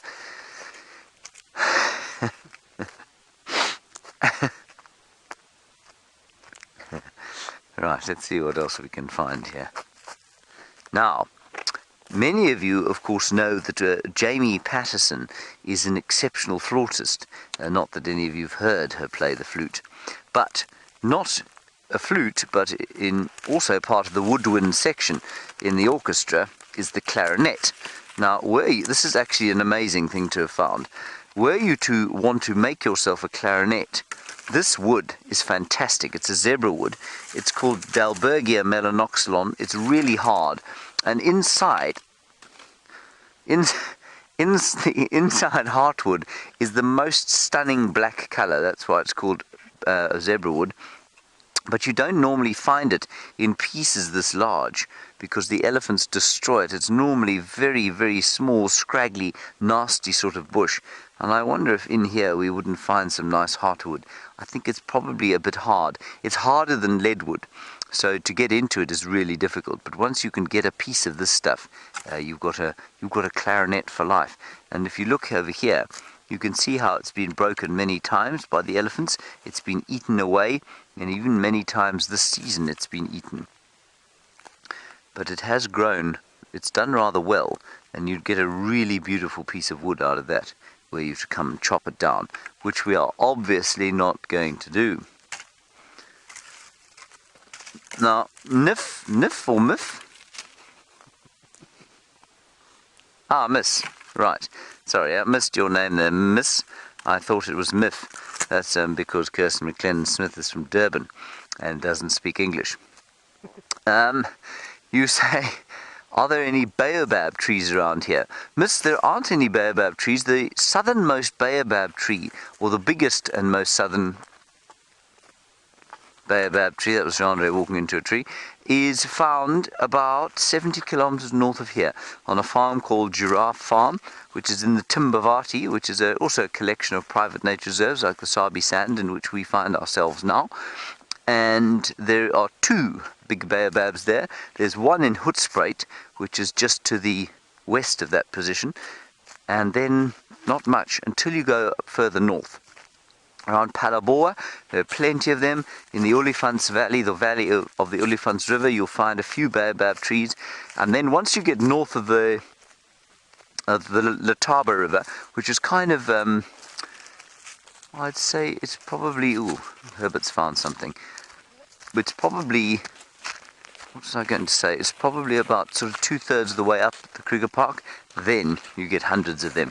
And if you ever want to see scenery, wildlife, Chandra, stop falling over. Scenery, wildlife, and unbelievable baobab trees. Mapungubwe is the place to go. That's the northern parts of the Kruger National Park. It's absolutely stunning. Sorry, not Kruger, Pafuri. I mean, northern parts of the Kruger National Park. There you get baobabs all over the place. These huge canyons. It really is quite stunning. We're going across to Brent. I don't know what he's got. What's he got? Elephants. Let's go and have a look.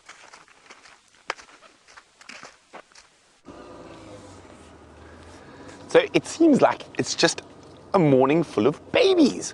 And we've got a tiny little guy up ahead. We're just going to edge a little bit closer.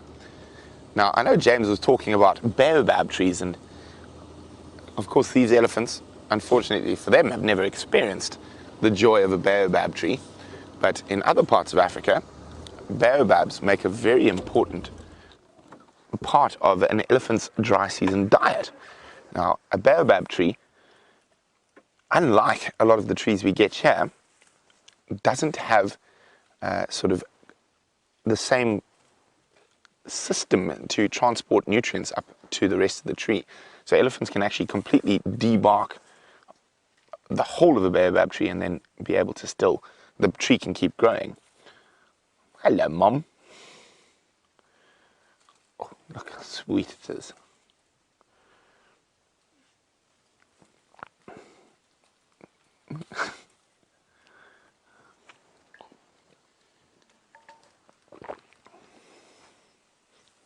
Look at that, it's smelling us.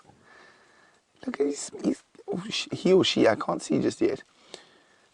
I thought it was giving us a sniff, now it's found something to play with. Now, this little guy is young, very young, hasn't mastered the art of the trunk yet. He's got a very particular forehead, this little elephant. See, old before its time, wrinkly forehead.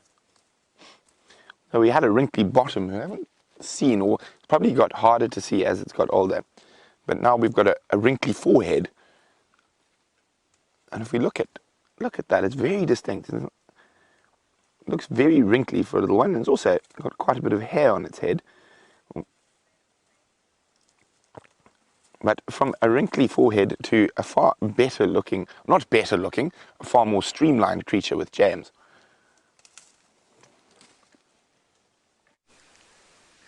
It's a quite tenuous connection, but yes, there in the background, everybody, is an African hawk eagle. Stunning eagle, probably about 1.5 feet tall, maybe, no, 2 feet, 2 feet tall, and probably a wingspan of about 6 feet. So substantially smaller than something like a martial eagle. And normally they're in pairs. And what that hawk eagle will be doing is sitting on the branches, looking around to see if it can find a ground bird, or maybe a lizard or something like that, or a rodent, but ideally a francolin or a guinea fowl is what it will want to eat. And normally they'll hunt in pairs, like I say, and one of them will sit in an obvious position like that. The other may well be slightly more hidden in another tree down below perhaps, and what that one will do is distract whatever it is they want to eat, and maybe even fly up off while the other one comes in from behind, takes the francolin or the guinea fowl from behind, grabs it, and then they will feed on it together. And that's quite a nice sort of arrangement I think they have. Right, let's go back to the baby elephant with Brent.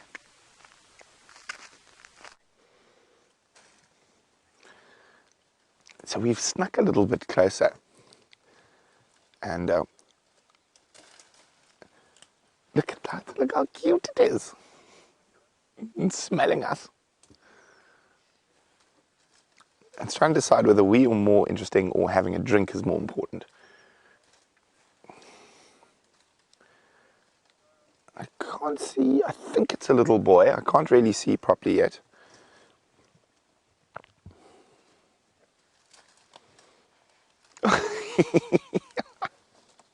Absolutely adorable. So at the moment it's testing us out. It's seeing how brave it wants to be. It's making sure it's got Mom's leg between us and him or her. I can't, as I said, I can't really see yet. But I think if we sit here for a little bit, it's going to become a little bit more brave. Hello, Ma. Yeah, it's okay. It's okay. It's a little boy. It is a little boy. And it's a very wrinkly little boy. It doesn't only have a wrinkly bottom, it's got a wrinkly body. Now, speaking about this very wrinkly little one, Wesley is wondering, is there any particular reason why elephants have wrinkles? Now, it's just because of the way their skin is, Wes, and they've got very baggy and thick skin, so that's what causes the wrinkles. Now, of course, like with everything, each individual elephant has got a different set of wrinkles. Now, you might find that this little one is particularly rinky because it's been born in a drought. I mean, this is now that we're closer looking, this is no older than 3 or 4 weeks.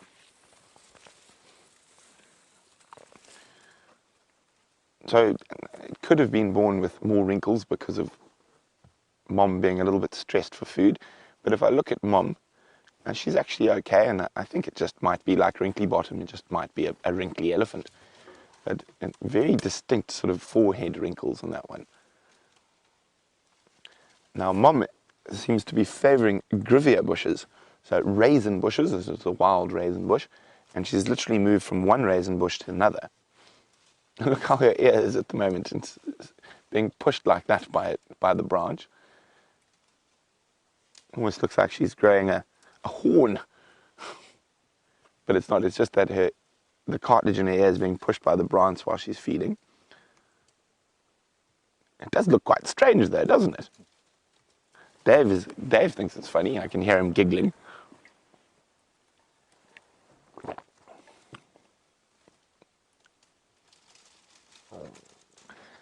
Now, grivia is actually quite important trees for elephants in times of drought.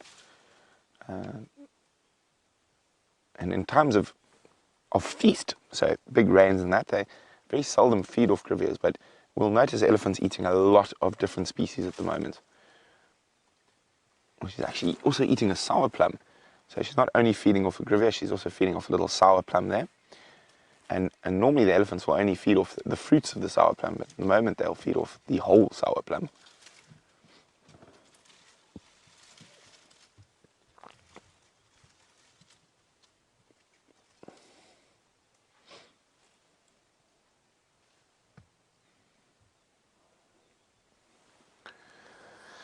Hi Felicity, from the land of the long white cloud, New Zealand.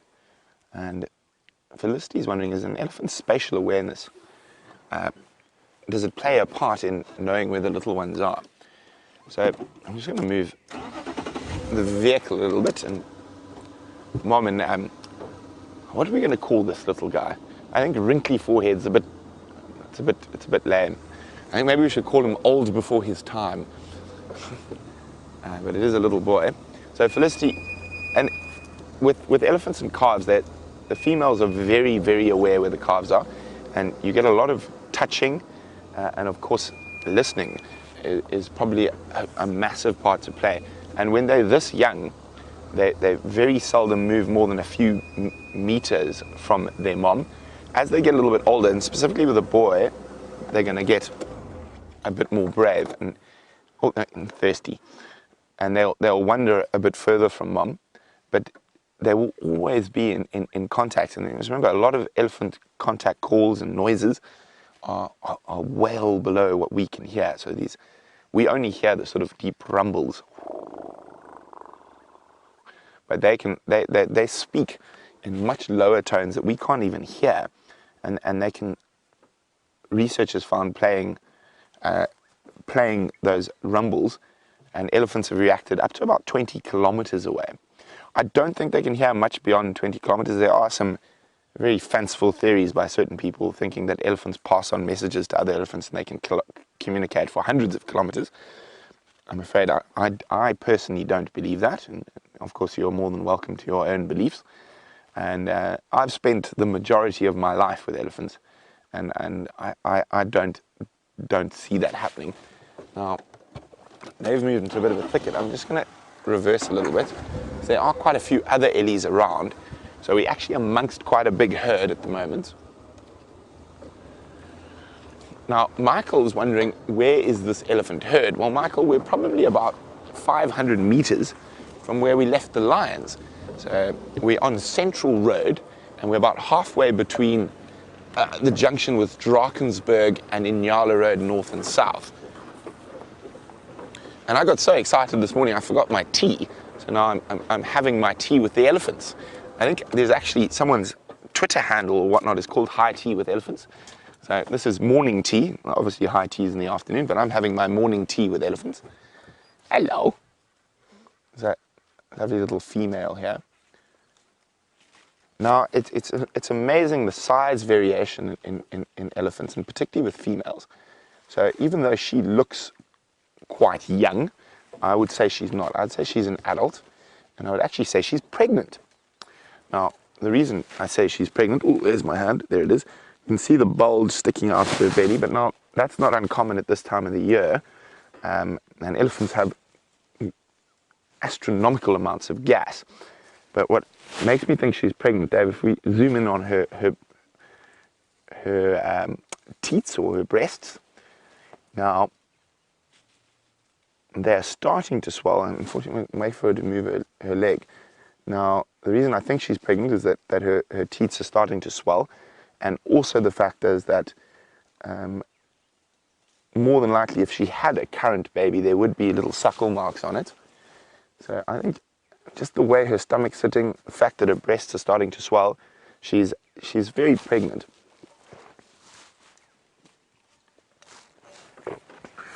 Wow, Justin, you have stumped me completely.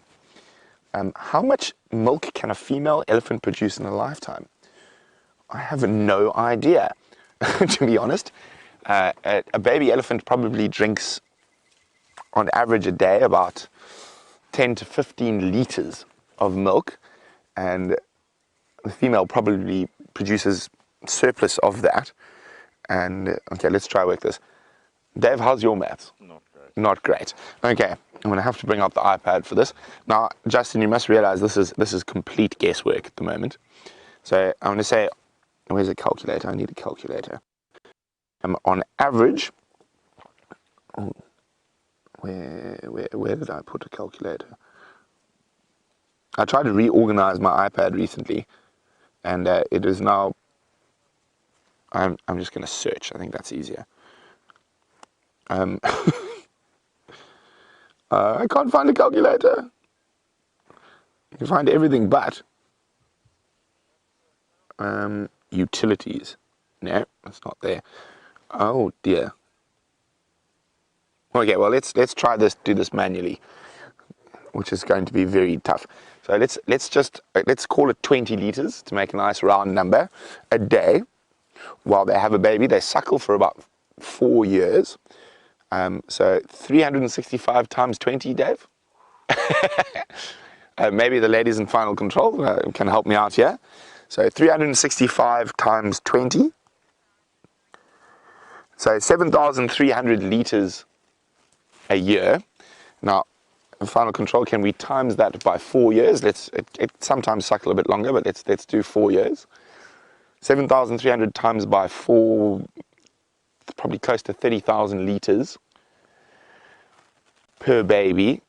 And the average elephant will have, let's call it 5. Let's keep it nice, easy numbers. So 30,000 times 5, 3 times 5 is 25. No? 15. Sorry. That's how bad I am at maths. So we can say rounded off, and we can go a couple of thousand liters either way. There's about 150,000 liters in a lifetime. Now, of course, this is complete speculation. So a lot of guesswork happening here. But the ellies are moving off into a thicket. So I'm going to do the same, except I'm not going to move off into a thicket. I'm going to move down the nice road, and we're going to see what else we can find out here. So, sorry, I just. Now, I've heard of lots of different things being up people's noses, but never this before. So let's go see what James has managed to fit up his nose. I don't know what he's talking about. I wouldn't put something like this up my nose. I mean, goodness gracious, that would be ridiculous. This, everybody, is that exotic snail that Steph and Jamie found a little while back. On Jamie's very first walk, they found this snail, and it's called a banded snail. And you can see the black band there. And apparently there's quite a lot of worry, because it is, although, I mean, you would imagine that an exotic snail is a fairly innocuous thing. Apparently it is eating all sorts of other snails out here and taking over areas that local snails would use. Where it comes from, I don't know, but that is the banded snail. And normally, this one's been eaten, thankfully, but normally they make a cap. They create a sort of cap over the top there, and that's how and then they'll go dormant for the winter, and that's how they sort of stay hydrated during the course of the winter. They make a sealant over the top in the same way that one of those giant land snails, which many of you will know, they make a sandy cap over the foot to keep themselves hydrated during the dry times. On we go.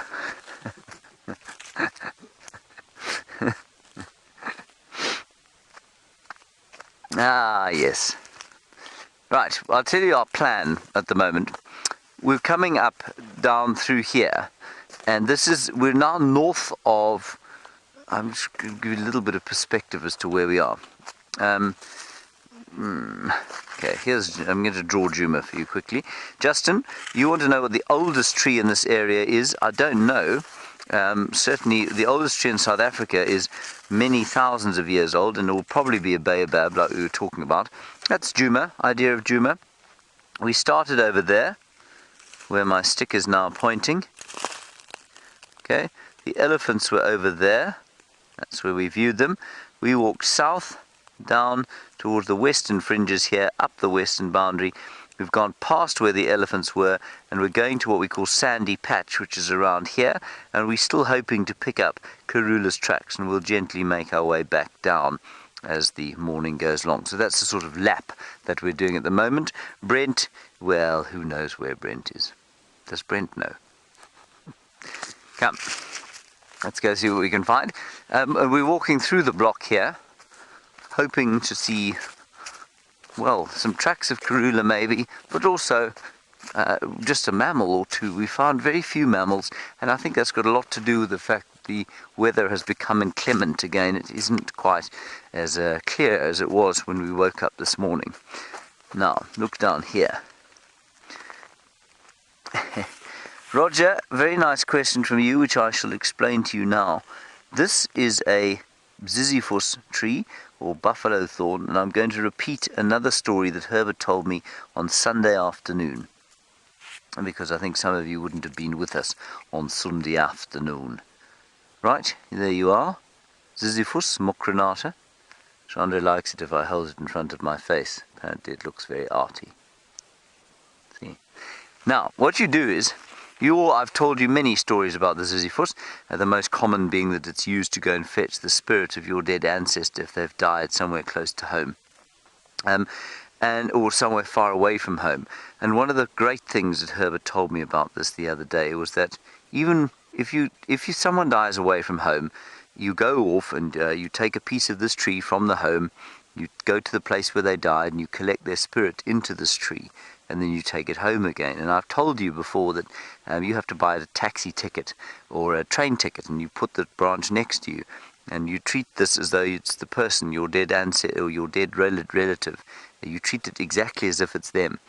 And Herbert told me that you take it actually a level further than that. If you buy a meal, if you buy a Coke, if you buy some water, or a sweet or chocolate or something like that for yourself during the long journey, then you have to buy one for your dead relative whose spirit is inside this Ziziphus tree, which I just think is amazing. And so if you ever come to South Africa, I imagine if you travel in the rural areas away from the sort of, not tourist traps, but if you travel away from on your own, if you drive through Africa or use public transport, I suspect that you'll find people traveling with little branches like this, buying seemingly pointless Coca-Colas and chocolates, wondering why on earth they would have bought two of everything that they've bought, which I think is a lovely story. So that is Ziziphus mocronata. Okay, let's continue. I see Herbert over there. He's off in the direction in which I am now walking. I was going to point with my stick, but it was stuck under my arm. Come on, Jandre. Bring those great big dumbbells you have attached to the bottom of your knees. Herbert looks like he's found something. So while we go and discover what that is, let's go and find out what Brent has discovered.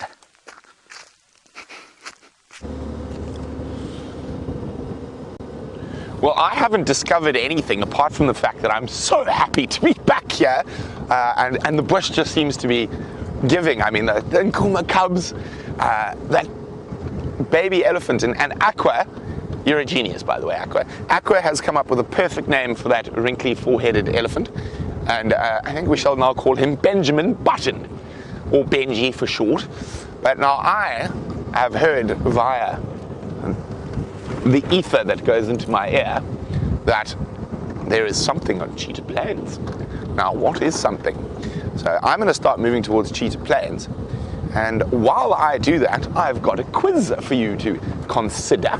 Now, James was talking about the baobab tree, and if you've ever traveled in Africa or Madagascar, strangely enough, or even Australia has baobabs from when the continents were together.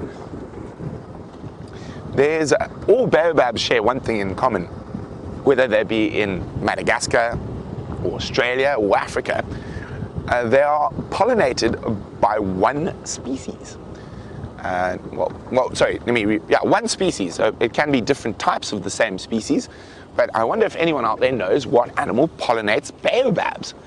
And if you know, let me know by sending an email to questions@wildearth.tv, or if you are a tweeter, use the hashtag Safari Live on Twitter. What animal pollinates baobabs? And second part of the question, in Africa, what specific species, now not the general species, what specific species of animal pollinates baobabs, and when do they do it? That's for bonus marks. So if you get the first part, all wonderful, and if you get the second part, I don't know how. What should we do? We should give a noddy badge, and we'll give you a noddy badge. So we'll nod. I'll make David nod on camera as well. So I'm about to dip into a black signal area on my way to Cheetah Plains, and I'm sure James has got something to entertain you with. If he doesn't, he's just quite entertaining himself. So let's go see what Commander Bond's up to. No, don't turn your screen over. Nothing's happened. I am hanging in what is known as negative geotaxia. I'm being negatively geotaxic as we speak. That's why I sound a bit nasal. But I'm doing this because there's a spider that I can see. Jeandre, can you see the spider? There it is. There's a spider. Ooh, that was a horrible rush of blood to my head. Now, what spider this is, I don't know. It looks like a sort of, as Jeandre said, a common wall spider. If I was to say to you it's a common wall spider, and I said it with sufficient authority, you'd believe me. I don't think that's what it's called. But it is one of those very flat spiders that lives underneath the bark of a tree like this, in amongst the scorpions and things. And I sat on this log prior to hanging my head in a negatively geotaxic fashion, and Herbert said to me, Spamu stagloma. Spamu is a scorpion, and stagloma means it's going to bite you. So he's obviously concerned that there are scorpions in this log.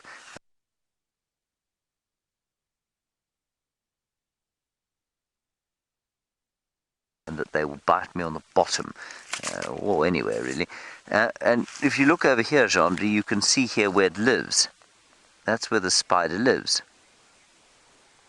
which I think is absolutely incredible. Somehow that spider folds itself into that amazing little silk tunnel. And Joey, in Australia, you want to know if spiders shed their skins in the same way that scorpions do. Absolutely they do.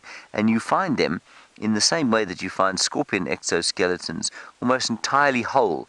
And the best example I ever had, Steph found a piece of bark, and underneath it he found a living violin spider, and next to it 5 or 6 different instars or stages of development that the spider had gone through and crawled out of its skin. And there were 5 or 6 different exoskeletons there, as well as the living violin spider, which will give you a nasty puck if you get in its way.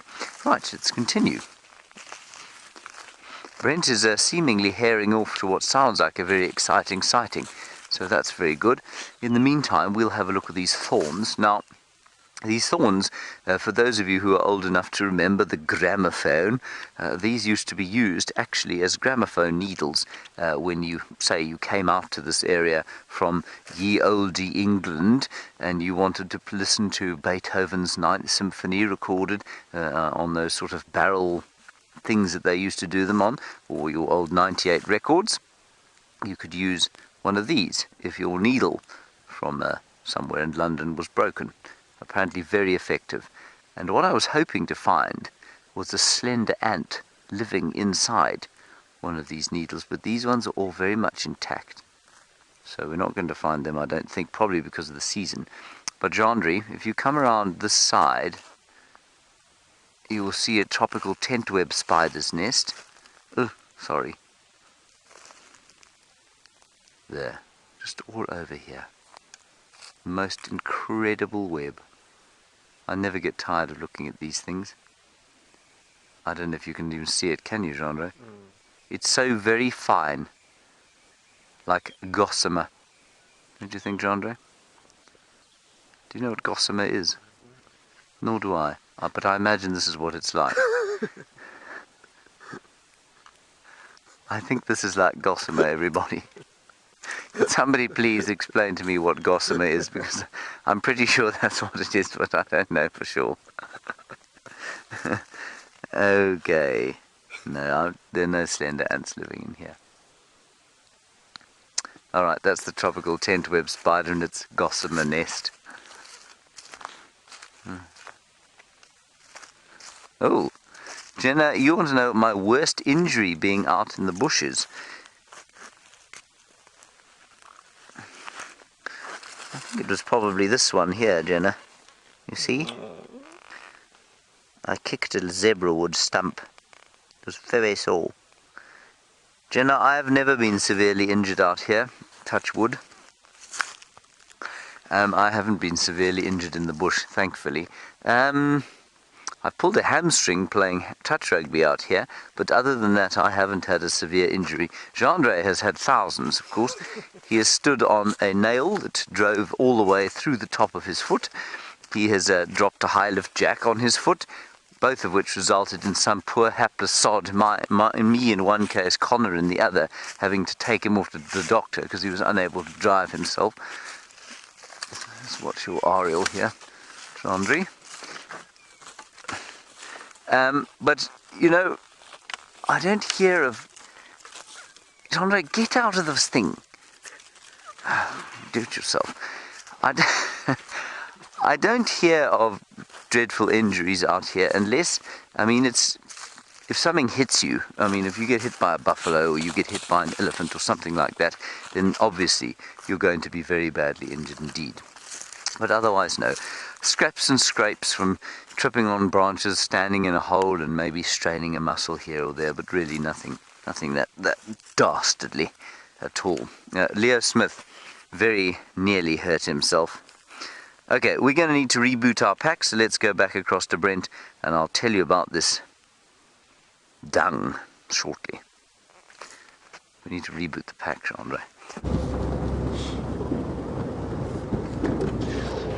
Welcome back. As you can see, Dangerous Dave and I are racing through the northern section of Cheetah Plains to what could possibly be an incredibly spectacular. And of course, I'm not going to tell you what it is. That would be too easy. But we are approaching. We're still about 5 to 10 minutes out. Of course, we might hit a roadblock or a traffic jam. And a traffic jam in this part of the world. Major traffic jams would be buffalo and elephant. Minor traffic jams would be impala and kudu. But so far, the road is open.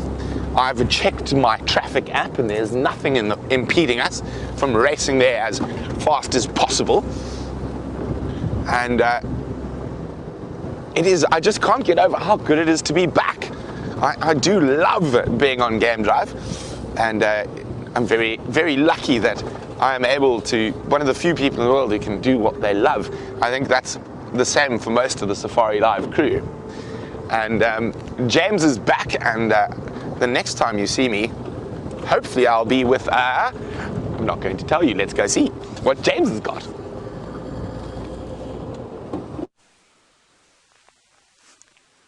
We're back, everybody, and the picture is seemingly okay. Now, if I'm not mistaken, this is duiker dung, which is a wonderful way to alliterate something, duiker dung, and very similar to impala dung, except it's just smaller. And that, of course, is genre because the bottom of a duiker is smaller than the bottom of an impala. Thank you. Yes. Now, a duiker, it's going to be very difficult to see, actually. The microscope would be the best thing to use here. Very stilty. Hang on a second, I'm trying to break it apart. Now, I don't know if you're able to see it in there, but a duiker actually eats largely leaves. Now, if you were to compare this with steenbok dung, steenbok would be largely grass, and I don't know if you're even able to tell the difference there, but there are little tiny pieces of browsed leaf in there. And they're ruminated, obviously. The animal has swallowed them, and then re-chewed them, and then absorbed just about all the water possible. And the other day somebody said to me, what's the difference, I think it was James Richards, what's the ecological difference between a duiker and a steenbok? And the difference is that a duiker is water dependent. They need water to survive properly, and a steenbok doesn't. A steenbok is almost completely water independent, which means a steenbok is able to eat grass and that sort of thing, which have less maintain moisture for a shorter period than do the leaves and branches. I'm going to try and walk Jandre into a strychnos bush. I missed. He was too wily for me. Okay, we're walking down this path here. There we go. Aru's in Florida, thank you. You say gossamer is something delicate, light, or flimsy. Well, it's exactly what that tropical tent web spider's nest was. Now look down here. You can see a pathway. And I love these paths. It's a path made by animals, obviously, going to and from the water, going to and from probably the Gallagher Pan. And it's on this path that Herbert suspects that Karula perhaps came. And that's why we're walking along here. So let's go and see if we aren't very lucky to pick up the tracks of our favorite female leopard. And Lucy, you want to know how heavy the pack on Jandre's back is. Lucy, my answer to that would be not heavy enough. Frankly, I think the more weight we put on him, the better. But Jandre, what does it weigh? About 8 kilos? 10 kilos? Depends on the battery. Depends how many batteries it has in it. What does it weigh now? I think about 20 pounds. About 20 pounds. Okay, which doesn't sound like a lot, but it's uncomfortable because it was... I mean, the actual pack it's designed on was designed, I think, probably in 1934. And the discomfort, I don't think, is so much the pack. It's the holding the camera and moving that around, and to get the pictures that Jandre does. He really does. I mean, I know I take the Mickey out of him non-stop, but to get the steady pictures that he gets, it really is quite astonishing to see the ways in which he has to contort himself. Right, while we talk about that sort of thing and consider the contortions of Jandre Gerding, Brent Leo Smith has got a very nice surprise for you.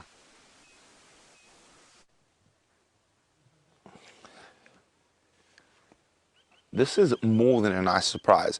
This is behavior you don't see often. Now, that is quarantine. And if you listen really carefully, you can hear a low growl. Now, that is quarantine. And about 40 meters away is Tingana. And they are growling at each other. Now, I find this quite strange that Tingana hasn't tried to sort out young quarantine. Or maybe he has, and we're witnessing the aftermath. But there's heavy growling going on. Now, we can see it's not a Mvula, just because of his back.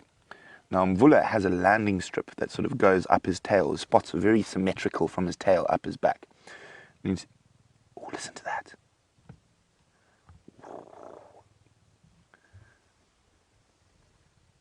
That's Tingana growling.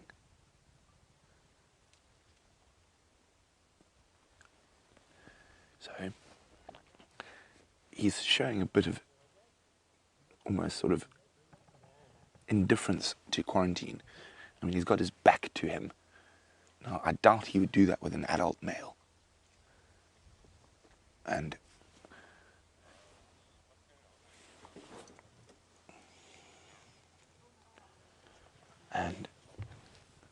Quarantine is growling back, but not quite to the same timbre.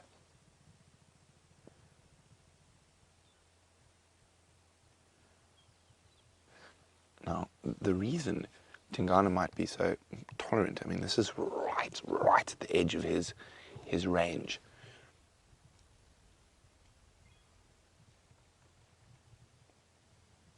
Now, oh, heads up. Oh, there's zebra just behind him. Yeah, look up a bit. There we go. There's zebra walking towards a 3-in-a-row pan on cheetah plains. Now, that's a bit big, unless there's a baby for the leopards. Oh, quick, this side. He's just stood up. Oh, look at that. Isn't that a fantastic shot? If he looks back at us with that buffalo skull. Now, it's going to be interesting to see whether he decides, now that Tingana's not watching him, to slink away.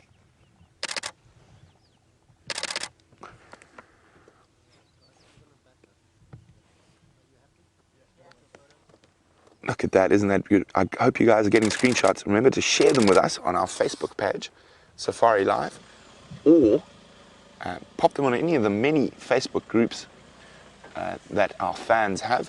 And if we look carefully there, you can see that the soil attached to his jowls, his bottom jaw there. And that's from growling, and he's been salivating a lot. So when he's laid down, the sand is stuck to him. Now, we've seen this with Karula and Shadow before, that they salivate a lot when they're arguing. Oh, my goodness. Isn't that... I know, everything's happening. Out of nowhere, this beetle bounced off my face and landed on my finger. I'm not quite sure what type of beetle it is. Ooh. Sorry, forget the beetle. The growling is going on. He just lifted his head. Now, I'm sure you guys can identify. I'm not 100% that it's Tingana yet. It's definitely not Mvula. I'm trying to have a look. It does look like Tingana, but we are quite far away.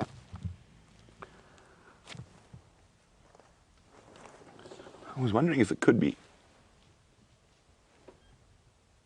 Xivambalana, but I think it is Tingana. Oh, Quarantine's trying to sneak away. So he's taken the opportunity. Tingana is focused on the zebra. So he's trying to sneak away. So I'm just going to be on the game drive for a second. Sean.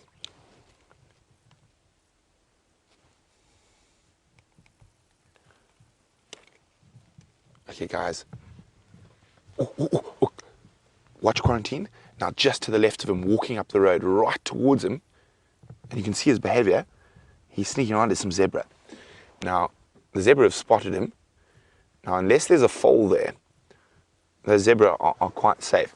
Now, if there's an aggressive stallion, look at Quarantine, he's scent marking. Cheeky little devil.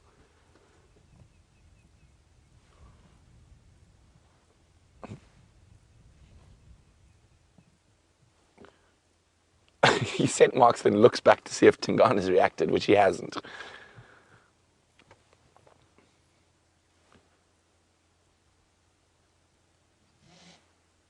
Yeah, the zebra snort. The zebra snorting on either side. So there's zebra in front of Quarantine and the zebra behind Tingana. Oof, he's being very cheeky.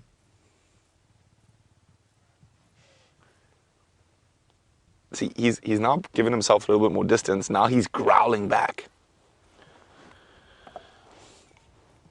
Well, Terry's wondering if Quarantine and Tingana aren't brothers. They're not related, in fact, as far as I know. But his brother has been causing, or Quarantine's brother is Nkuhuma, who has been causing a lot of havoc down to the south around the Sand River.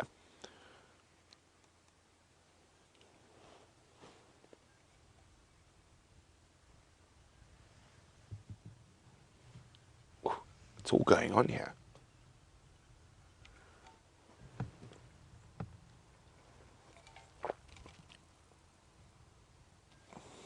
Sorry guys, I just need to be on the radio. If it sounded like Sean was trying to get hold of you.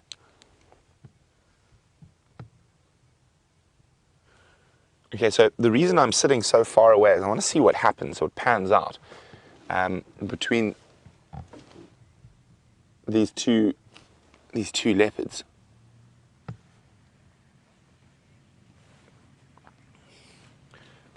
So the zebra have spotted and have snorted, and they've actually moved away. There's actually a foal. That's even a big foal for leopards.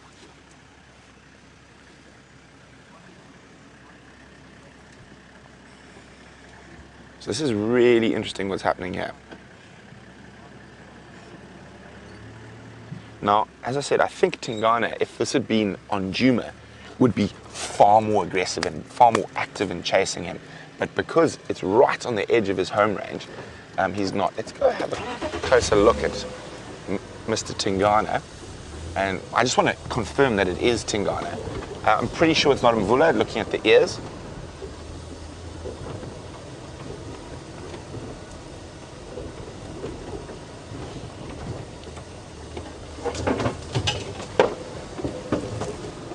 How's that, Dave? Yeah. Perfect. Okay. Now, hopefully he looks at us so we can actually see. But looking at the ears, we can actually hear the growling a little bit because we're a bit closer. He stopped growling now. I'm not sure that's Tingana. And I'm just gonna have it.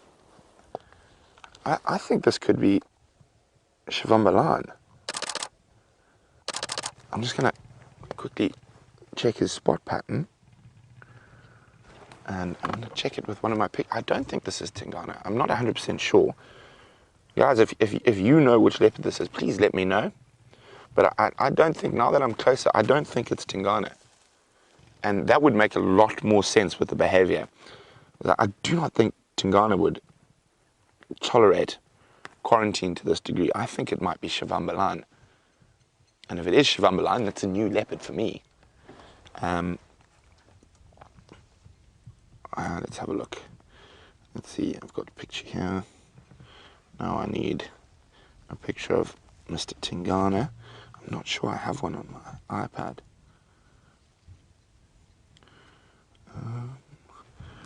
There's... Oh, you can hear that growling.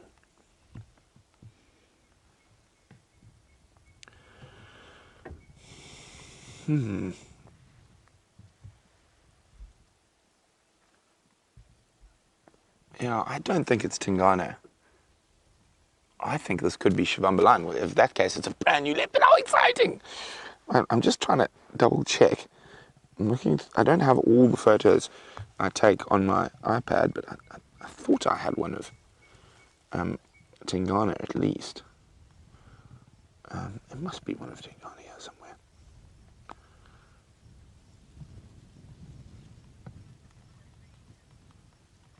So it sounds like our leopard experts out there think this is Xivambalana.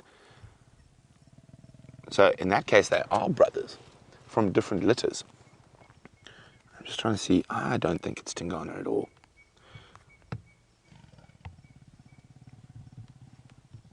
You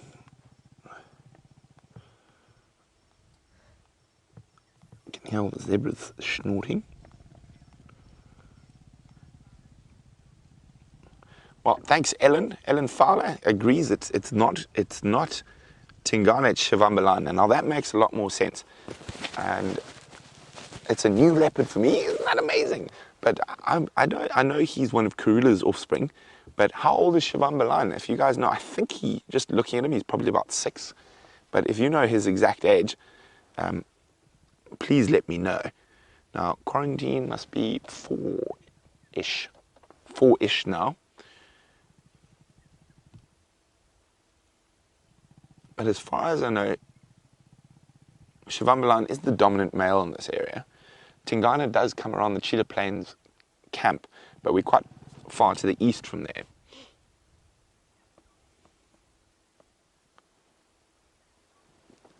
Oh, look at that, he's a nice big scar on his nose. So it looks like he's got a 3-2 spot pattern. Can you guys hear that? Can you hear it, Dave? Yeah. That low growl. Yes, no, he's definitely not the same size as Tingana. And when he sits up like that, look at the size of his neck. I mean, you can see he's a big male, but he's definitely not 8-9 years old, which I think Tingana is.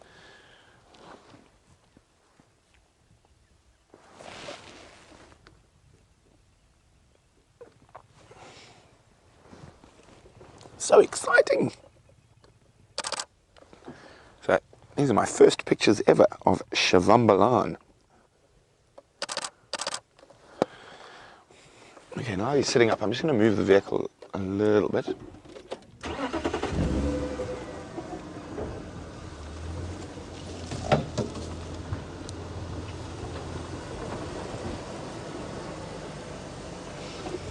Okay, so while we reposition, let's go to James, who's atop a termite terrier.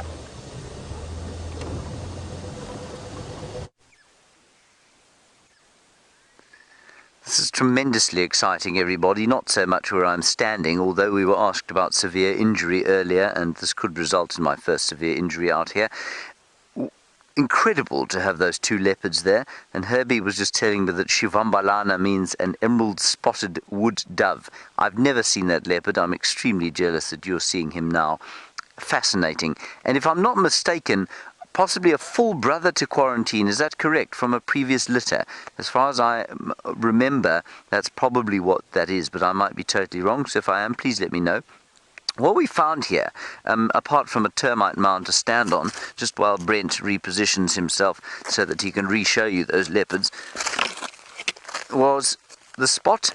You know, you always wonder, where do the tortoises go? In the same way that you wonder, where do the flowers go? Have a look here. This, just inside here, if you can believe it, and I didn't find this, Herbert found it, obviously, is a Speke's hinged tortoise. It's living inside the termite mound because it's air conditioned. In other words, it's well insulated, so the temperature is relatively consistent and it won't dry out too much. There'll be a bit of moisture in there, and there it will be estivating. So not quite hibernating, which is a total shutdown of the metabolism because of cold. It'll be estivating in there because there's no water around. Now soon, if I was to sort of spray this area outside the mound with water, that thing would eventually wake up, especially when it became warm during the middle of the day, come out, bask in the sun, have a drink, and probably go back inside. And somebody asked a little earlier, at what temperature do the snakes come out? They'll come out when it's warm, in the middle of the day, and sometimes in the evenings when it's been a hot winter's day, because we do have those here. So Roger, you were wondering about that, and they come out onto the roads and they bask where the heat is sort of radiating off the roads. They quite like to do that. So it can be at any time. It's quite chilly today, and I don't think it's going to get very warm. Apparently the maximum about 23 degrees Celsius. They might come out in that, but it's unlikely. All right, on we go. We're still continuing our quest to see if we can find Karula's tracks, because as Jean-Andre very correctly pointed out to me, he said, we're likely to get a view through the bushes. They've got two with Brent in a vehicle, so go take a look at that.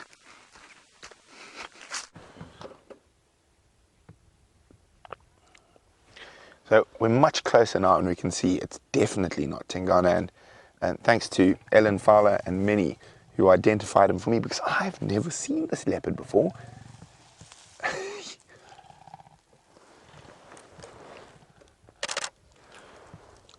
Oh, looks like my guesswork was quite good. He was born in 2010, and thanks to everyone who sent that information in. So he's 6 years old. So I said he doesn't look like a 9-year-old leopard. He's not as big yet. So even though he's an adult, he's fully grown, he's still going to fill out quite a bit.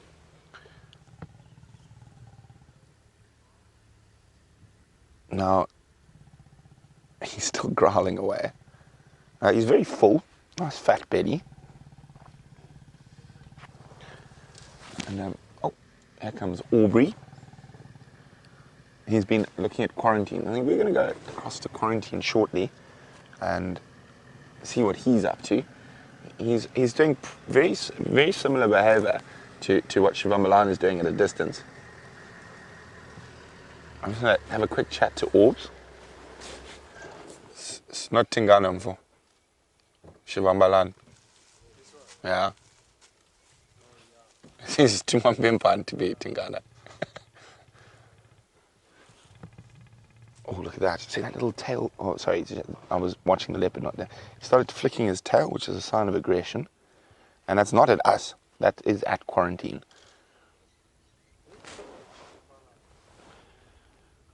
Okay, so we're gonna leave Xivambalana. Let's go have a look what Mr. Q's up to. Of course, we're not leaving him totally. We're just going 60 meters away where Mr. Quarantine is lying and doing very similar behavior to here, which he's quite cheeky, Mr. Quarantine, for a just over 4-year-old male. But as I said, his brother is causing waves down around the Sand River, and apparently he beat up an adult male called the airstrip male recently. Now, of course, I don't know if this is 100% true. This is just what I've heard via the wire. Now, Quarantine's brother, Nkuhuma,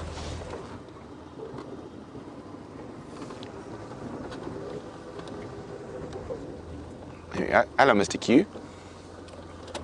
Nice to see you too. Although he's not paying us any attention at the moment. He's deeply death-staring Xivambalana. And he's also growling, so we've got the same soundtrack here.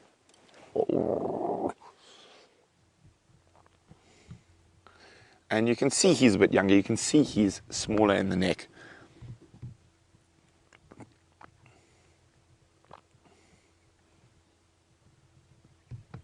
And he's not growling quite as deeply.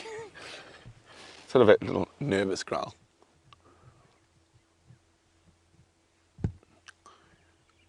So we've got 2 of Karula's offspring.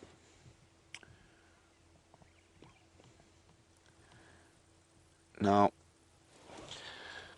the first time we saw Nkanyeni and her cubs on Safari Live, she was running. And she was running from quarantine, and there's a possibility that one of her cubs has been killed. And the most likely culprit, we are looking at him right now. Oh, excuse me. So, Xivambalana was seen mating with Nkanyeni, so there's a strong possibility that he could be the father of those cubs.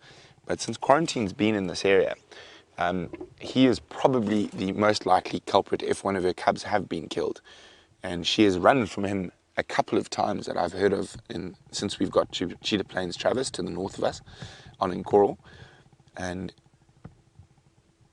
about 70% of leopard cub mortalities are from other male leopards. And a male like Quarantine is sort of the normal sort of culprit to that. So he's a dispersal male. But the way he's behaving at the moment, it looks like he's trying to set up territory here around Cheetah Plains, but he is a little bit young. And normally 5-6 years old, but attitude's everything. So it could be the fact that his attitude, so not always the biggest animals hold the best territories. It's generally the most aggressive with the cats. What? Have we got movement? Sorry, no, I'm just trying to see if the other leopard's moving. I can't see. I think he's moving. Let me just change position quickly. I can't see him anymore. He could be on the move. So sorry about sticking my head in your frame there, but I was trying to see what was going on behind me. And yes, he has moved. He's come closer. So I'm just going to put ourselves in a position where we can, if there happens to be a chase, we'll be in the right spot. So we've got Mr. Quarantine just to the right here, and now if we follow my hand.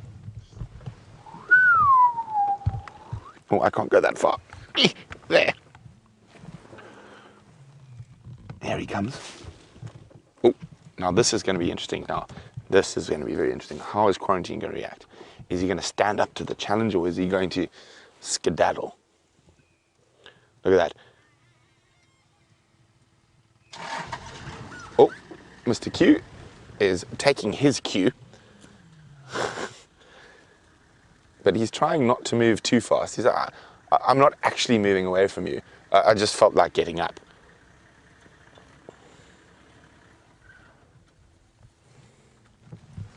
And there's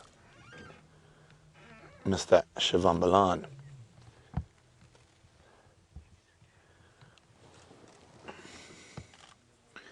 Now he's got a full belly, and Quarantine's got an empty belly. Okay, this just come wide, Dev.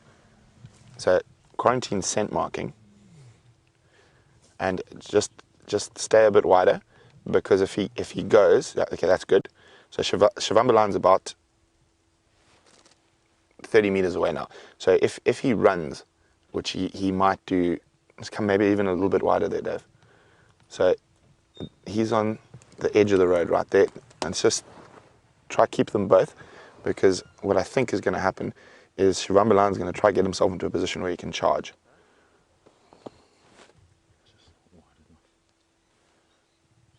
It's just not wide enough. There we go. Here we go. We can see both of them now in shot. I'll try to keep my fat head out of the way. See, Quarantine's being quite clever. He's saying, well, I'm walking away, but I'm not actually. But he's doing the same as a lot of animals. He's taking an oblique approach. So he's walking alongside, but actually extending further away. There we go. You can see him just disappearing edge of frame. So he's managed to put himself. He's managed to put himself in a safe position. So it's too far for Xivambalana to charge. Sorry guys, just going to be on the game drive radio for a second. Standing by, Mike.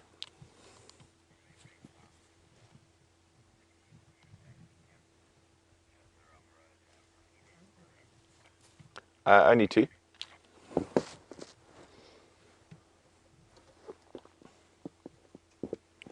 No problem.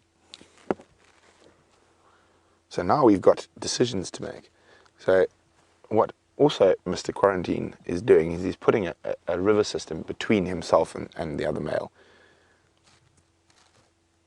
But he is still showing a bit of cheek.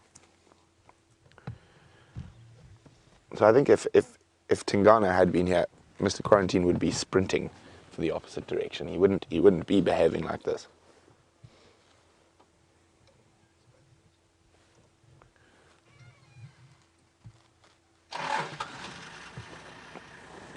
Okay, so we're going to go back to Xivambalana and see what he's up to. And now Aubrey is going to go towards Mr. Quarantine. I'm going to try to see if we can get just behind Xivambalana and we can actually see both of them in the same shot. So he's put probably Quarantine in his oblique, I actually don't care walk, managed to add another 30 meters. So Xivambalana got to a stage where he's almost close enough to charge. And that's where I was getting Dave to stay wide. Now, a little bit further forward. Oh, there we go, now we can see. So there's Xivambalana and Quarantine's under those two trees there. Oh, of course he goes and scent marks behind the bush.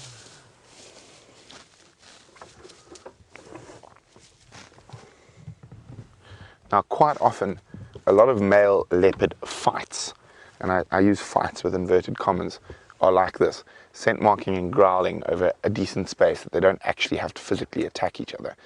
Now when they do, it is very, very violent. Female leopards are actually more prone to fighting than males. Males like to almost play a similar game to the Nyala, who's the biggest and prettiest. And of course there's serious a problem if they injure each other. So that's why male leopard fights, obviously. And I remember last year with Scott, we had Tingana and Anderson doing very similar behavior to this. Growling, scent marking. I just remember being very jealous that I wasn't there.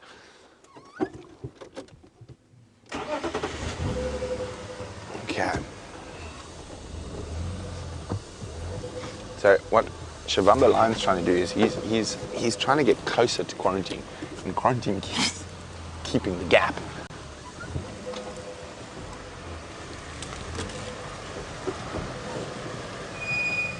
So while we just try to get ourselves in a good position again, let's go see how James is faring on Shank's pony.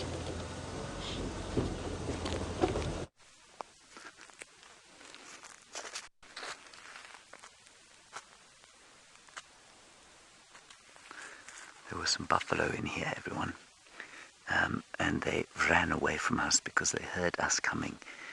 And it's always a great reminder when you're walking through here. You lose concentration, and we were kind of just chatting, and then the buffalo exploded out of the bushes, not too close, but we're just really through here now, keeping an eye out.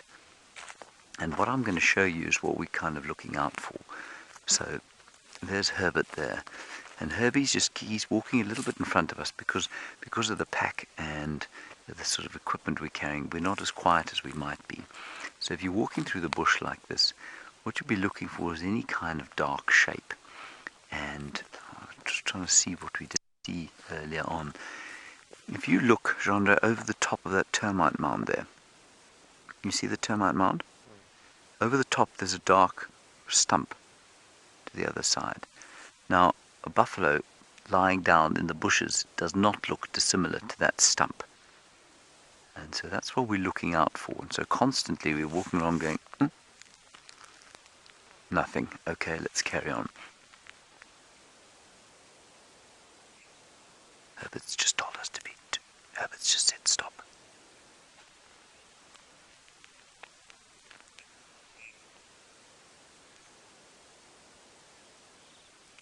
Come, let's go and find out what he saw.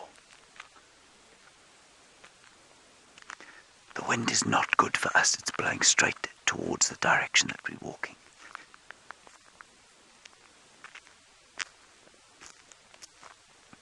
Now, I suspect all that happened there was that Herbert heard something, but has now decided that it's not a threat, whatever it was.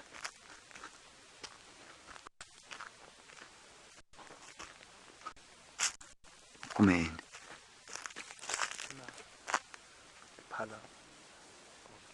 Okay, we've got some impala alarm calling. We're just going to quickly show you these caterpillars, just to show you that we're not completely messing around out here. These look like I don't know what kind of caterpillars those are. They look almost like processionary worms, but they're not quite. And I know that these are very beautiful, and that you would like to view them for the rest of the day, and that it will be very regretful to you, but we have to hand you straight back to the leopards because they are still a magnificent view. So go and enjoy them.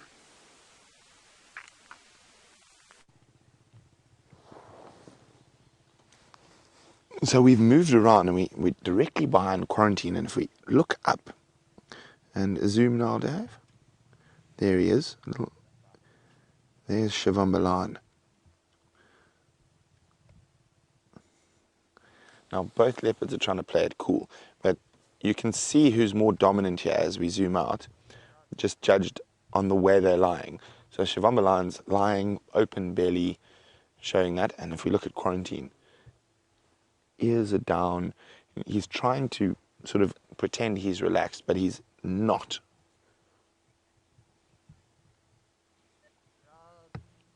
Now Safari Hay is wondering which one is bigger. Xivambalana is bigger. So the leopard furthest from us at the moment. And quarantine is, there we go, that's Xivambalana. He's 6 years old. Quarantine's about 4. Now Xivambalana is the dominant male in this part of Cheetah Plains. And as I said, he hasn't been dominant for too long, and that probably explains his behavior. So if it had been a big male, sort of 8, 9 years old, like Anderson or Tingana, it would be very, very, very different. I don't think they would go through the growling and standoff with a male of 4 years old. They would literally just charge and chase him. Yeah, Trina Road. I think I just had the driver check the GPS there. Come along Central towards a... Hi, Mareka. Mareka is wondering, why is this leopard's name Quarantine? So after he became independent of his mother, he used to spend a lot of time on the quarantine clearings at Djuma. So that's where he got his name from.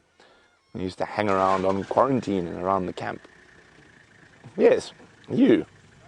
Oh, what has he heard behind? Oh, it's more zebras.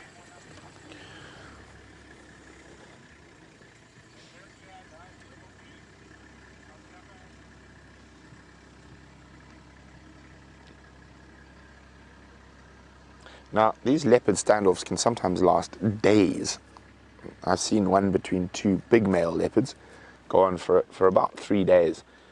It all depends who gets hungry first, and I think in this case it's going to be Quarantine. He's quite empty in the belly, while Xivambalana's quite full in the belly, so he's got the sustenance to wait out the standoff.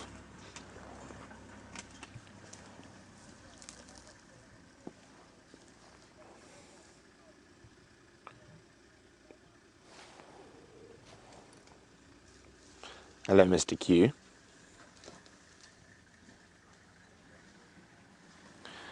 Now, hasn't it just been the most phenomenal sunrise safari? In Nkuhuma and Cubs, Quarantine and Xivambalana, which is a new leopard for me.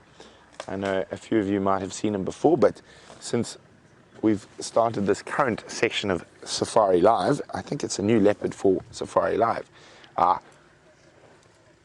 Quarantine taking his opportunity to gain a bit of distance between the two again. Oh, it's time for a little scent mark. See, he scent marks, then looks back to see what the other one's going to do.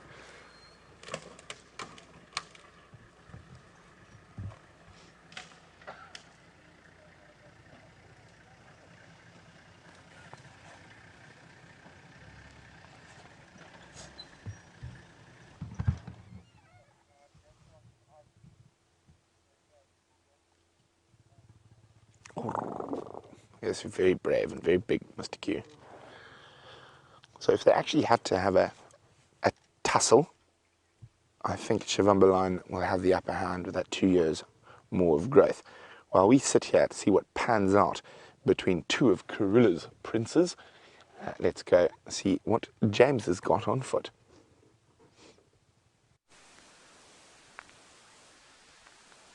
We heard two impala alarm calling. Remember I told you, everybody, and they weren't alarm calling. What they're doing is they're rutting still, completely wasting their time. There are two males there, and unfortunately they've just moved behind a bush. They were out in the open quite nicely for us. Jean-André, come up here this way. And they've seen us, but they're so consumed with fighting with each other that they don't really seem to care. So let's just walk a little bit up here.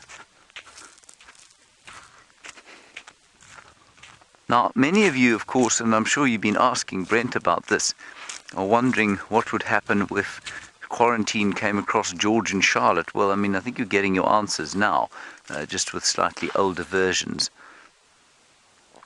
There's the one male.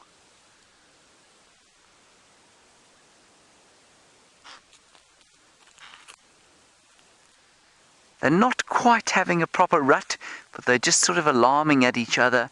They may have smelt a predator as well, and that may have set them off, but I think they're probably just alarming at each other. Now they're alarming at us. Remember I said the wind was wrong. They may well have picked us up. This is awesome. This is a fantastic sighting. That's definitely an alarm call, but it could well be at us. I've just got a nod from Herbert saying, yes, that's probably correct.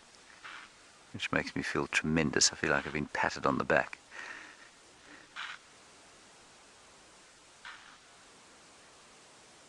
What we're going to do is we're just going to do a little circle around this area and see if we don't come up with something. Because that's not a typical rutting sort of sound. So let's do a little loop around here. and see if we don't come up with something. We haven't found one track of Krula. She was around here yesterday. I'm just going to walk like Jean so I don't fall over anything. She was around here yesterday, and we haven't seen any tracks of her this morning. And so, who knows? We're a bit confused as to where she's put her babies. There were reports of her going into Hofmann's yesterday. I'm unconvinced that those were her tracks. I think that sounds much more like it was Shadow, and especially as they crossed over a main road, you wouldn't have seen them accurately. It would have been impossible. Anyway, let's just go down here. This is where we first saw the impala. This is where they first started shouting from, and they were having a bit of a fight around here. So we'll just eye the ground, we'll eye in the trees. But that wind, remember I showed you the way the wind was blowing, it was coming straight this way. They may have picked up our scent, they may have picked up the leopard scent. They may have picked up a lion scent.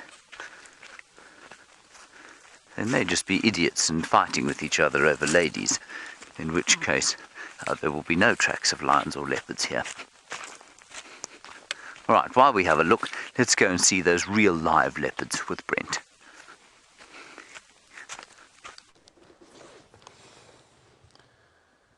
And there we go, as James said, real live leopards.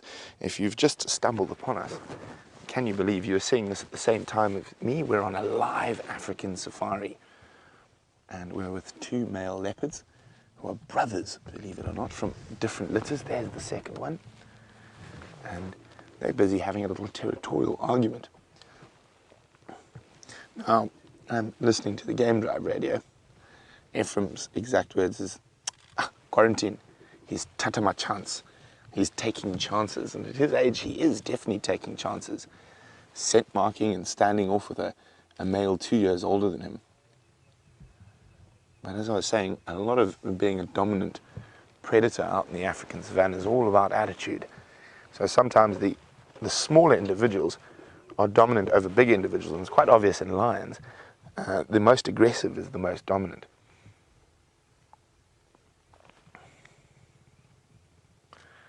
Now this little standoff has probably been going on for some hours already, and it's probably going to continue on for some hours.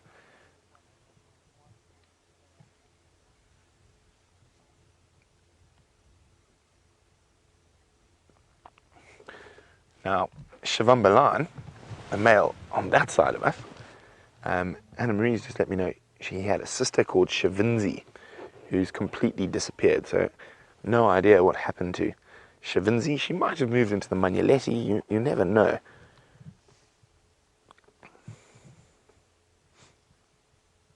But this is the first time I've seen two of Krula's previous offspring together. And there isn't too much brotherly love being shared.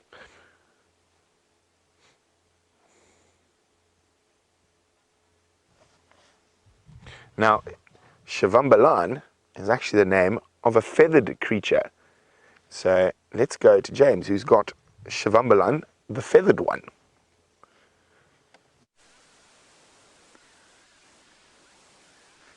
Yes, it most certainly doesn't mean feathered one. I'm not sure why it's called Xivambalana, because it's one of the unusual names that doesn't seem to be onomatopoeic. In other words, not named for the call. That is the emerald spotted wood dove, and it goes doo, doo, doo, doo, doo, doo, doo, doo, doo, doo, doo, doo, doo, doo. And Herbert just told me a wonderful expression in Shangaan, and that is Sharila Xivambalana, which means you are really hungry, right? Doo, doo, doo, doo, doo. Okay. I'll explain this to you. The mournful call means my mother is dead, my father is dead, everyone is dead, dead, dead, dead, dead, dead, dead, dead, dead, dead, dead. And that's what the call means. That's why you say Sharila Xivambalana. You're crying like an emerald spotted wood dove. Isn't that awesome? Dead, dead, dead, dead, dead, dead, dead.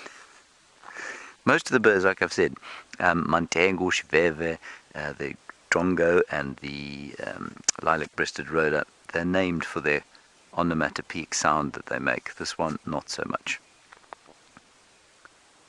But just sitting there, this is the most amazing sighting of an emerald spotted wood dove on foot. He's only about 10 meters from us. Looks like it might be a youngster, but obviously doesn't like the cold weather, and so very neatly tucking his little beak under the wing there. You know why they do that, of course.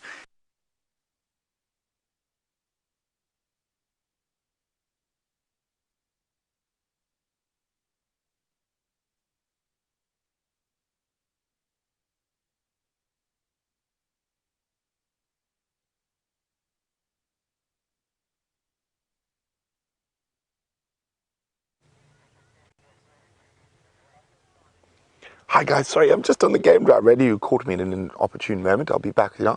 The firm Xivambalana in quarantine.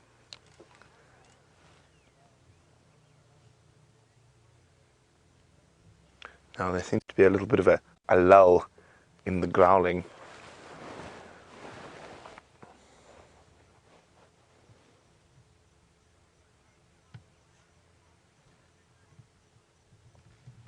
Now,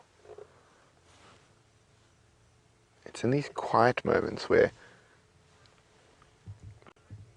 there you can see Quarantine's trying to watch others. I think he's trying to think, is there space to, to put a little bit more distance? But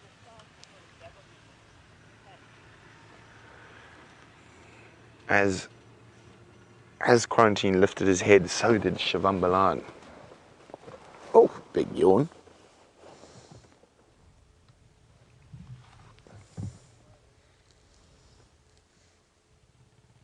And there we go. The growling has started again from Xivambalana.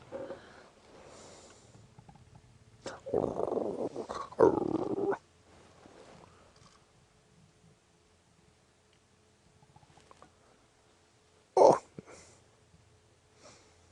growling at your little brother is tiring.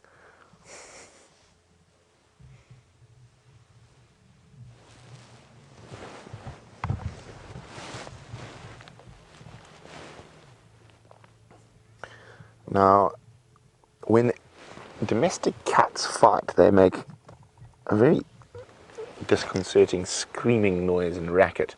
And Sarah's wondering, do big cats or leopards make that same noise when they fight? They don't. The main difference is the hyoid bone, which is in the throat and the vocal box of cats. Now, in domestic cats, the hyoid bone is solid, and in leopards and lions and other big cats, the hyoid bone is cartilaginous, so it's able to move, and so they can't make very high-pitched noises. So it is a deep, bellowing growl. I think the best way to describe a leopard's growl, very deep, noisy.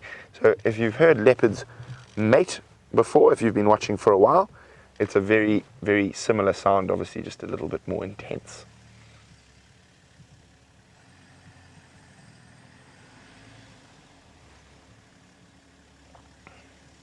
Now, Quarantine looks... Oh, no, he's looking back at Xivambalana. I think he's seen another animal. It's probably more zebras. Oh, Xivambalana is up.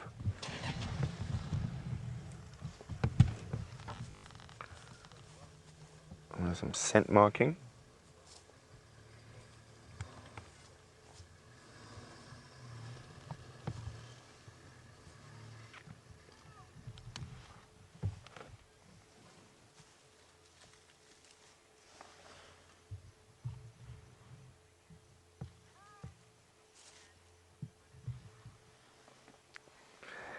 And James Richard is correct. It says it's not a true leopard standoff till one of them blows a bubble. And the reason for that is a while ago we had a standoff between Karula and her daughter Shadow, and Karula, while growling at her daughter, managed to blow the most perfect large spit bubble.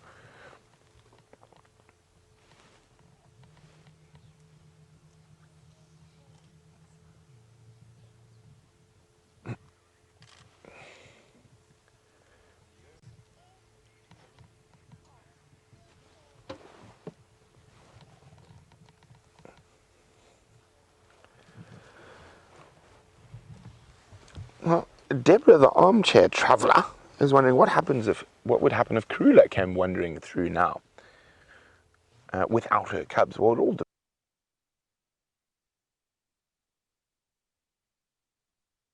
than mine. I've got a bit of camera in me.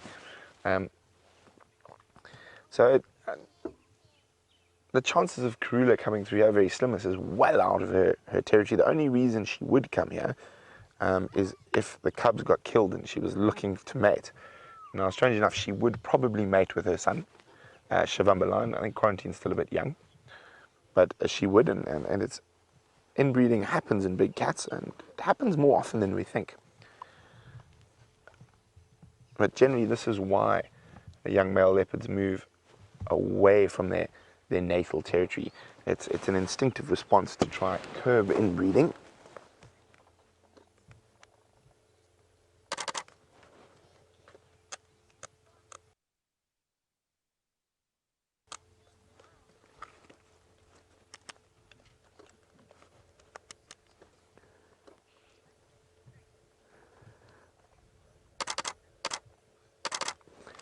So we've seen quite a bit of scent marking today, and Justin's wondering why do they scrape their back feet while scent marking. So the reason for that is it turns over the soil, and there's a slight bit of dampness in the soil, and it enables their urine or scent mark to the smell to last a little bit longer than it would if they just urinated on the open surface. They've also got glands on their back feet that they're scraping to leave a scent.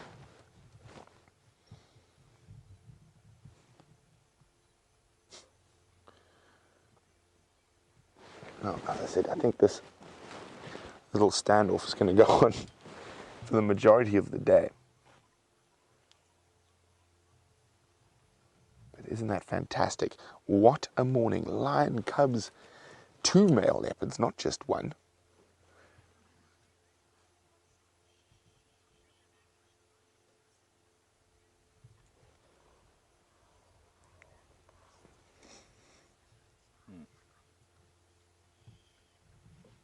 So there have been some different answers to the baobab quiz we started earlier. Mongoose, African killer bees. Now, just quickly on the subject of African killer bees, is that every single honeybee in Africa is what you would classify as an African killer bee. So it's our normal honeybee out here, but they are not. Safari Dean was spot on. It is fruit bats that pollinate, buffalo, that pollinate baobab trees. There we go. There's look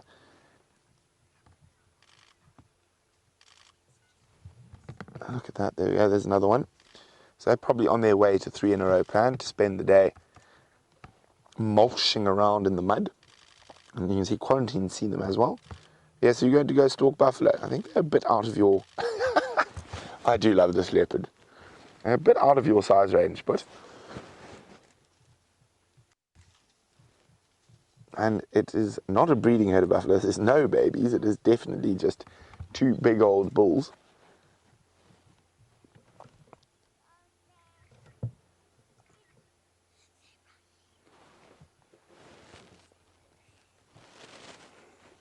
So around 3 in a row pan at the moment, there's a massive animals.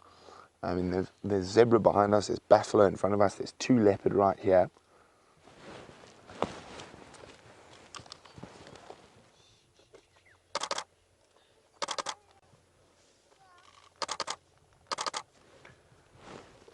Look at that. And he's going to say hello to William on the tracker seat. Oh, is it William? Yes, it is William. Say, hello, William. There we go, William's waving. There we go, big smile from William, who's Aubrey's tracker. There we go. Here's William in Quarantine. So I'm not sure what Quarantine's up to at the moment. I think he's just going to have a closer look at the buffalo.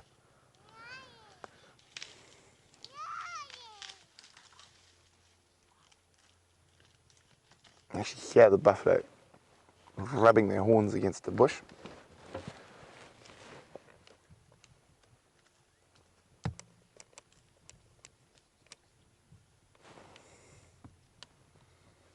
Oh, he's actually going closer to Xivambalana at the moment in expecting those buffalo, and Xivambalana has just got up. We don't have a good view of him, so let's just stay with quarantine there, Dave. Sorry. Xivambalana's moving through a thicket. If I think something's going to happen, I will inform you. So there we go. So Dave's with quarantine. I want to keep my eyes on Xivambalana. Now, this is quite interesting because they're both moving towards the buffalo, who's oblivious to their presence at the moment. You just... So while this is happening, I think what we'll do is we're just going to extend for a little bit after drive to just see what's happening. So we're going to extend the drive for a short while at least, because I think these buffalo bulls, once they see the leopards, might chase them. So we're going to be... Look, there we go, the buffalo's after the leopard. He just...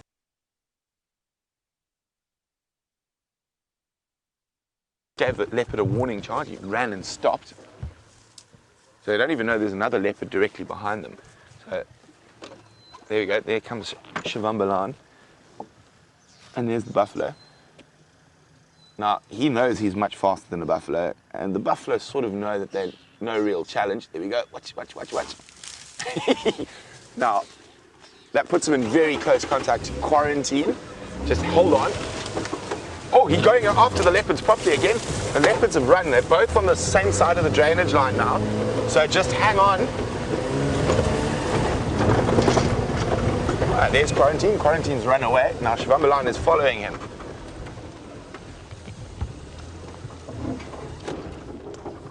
There you go. Stopped for a scent mark. Now they're about 30 meters. Xivambalana probably needs to be another 10 to 15 meters closer before he's going to charge.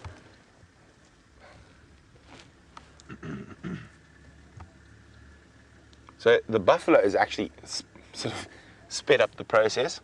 Now Quarantine's scent marking, and Xivambalana's lying down again.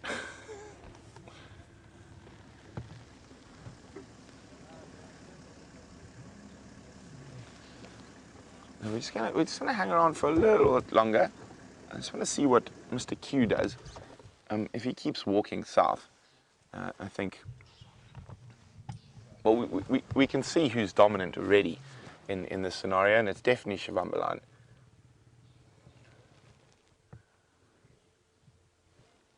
Yeah, Mr. Q is putting space again. So I think what's going to happen for the majority of the day is what we've been witnessing: growling, getting up, walking, scent marking. I just want to have a look for an extra minute to see what happens. If I feel there's going to be some action, we will extend.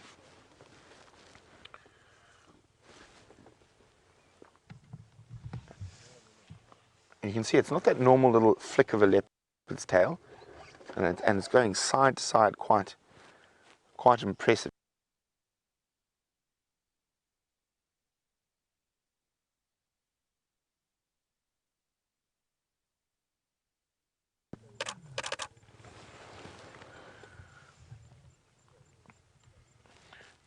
Okay, so Xivambalana's up and walking towards Quarantine, so we are going to extend. I'm just going to see what pans out here. Mr. Q is not beating a hasty retreat, but he is retreating. But this is definitely hotting up, so to speak. I think the buffalo have caused it to sort of heat up, and they've definitely expedited the situation.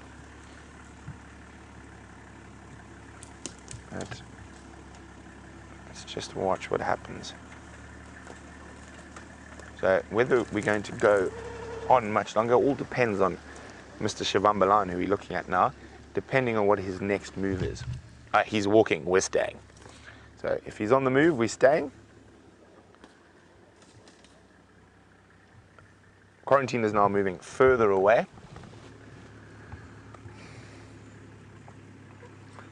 So now it's almost like neither of them want to lose face. Well, in Quarantine's case, he doesn't want to run away, but he's hungry. He wants to move away, but Xivambalana's going to keep shadowing him. And you might find sometime during the day, you might take the chance if Xivambalana's snoozing to run away. or slink away is probably a better word.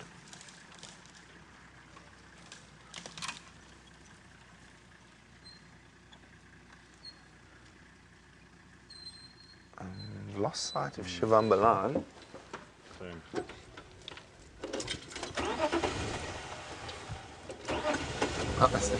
Safari Dean spot on. These leopards are about as aggressive as Nyala. And they really don't like to physically fight unless they really have to. And there he is. And you can see this bout of growling and whatnot has caused a little bit more excitement, as you can see the saliva when he turns his head back towards us. Come on, mister. Actually, got drool hanging from his lower jaw. There we go.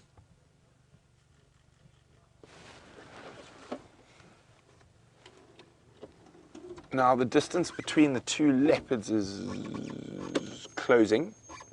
It's about 30 meters. And so we've got Xivambalana right here and Quarantine's just over there. Let's go off to the side here.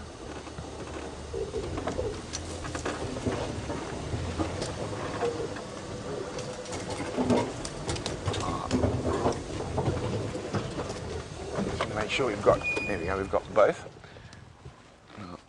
Xivambalana has it laying down, and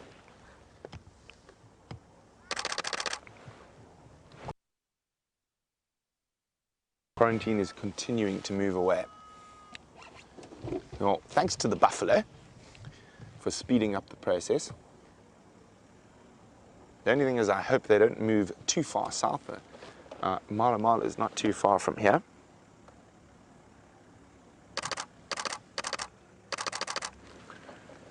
But well, I think we're going to, Quarantine's lying down as well, and so is Mr. Xivambalana. I think they're going to stop for a bit of a respite, a bit of a standoff. So from myself and Dangerous Dave, it's been an absolutely spectacular morning, and I'm really happy we got to share it from you. But stay tuned, because we'll be back in a few short hours for the Sunset Safari. So toodles for now.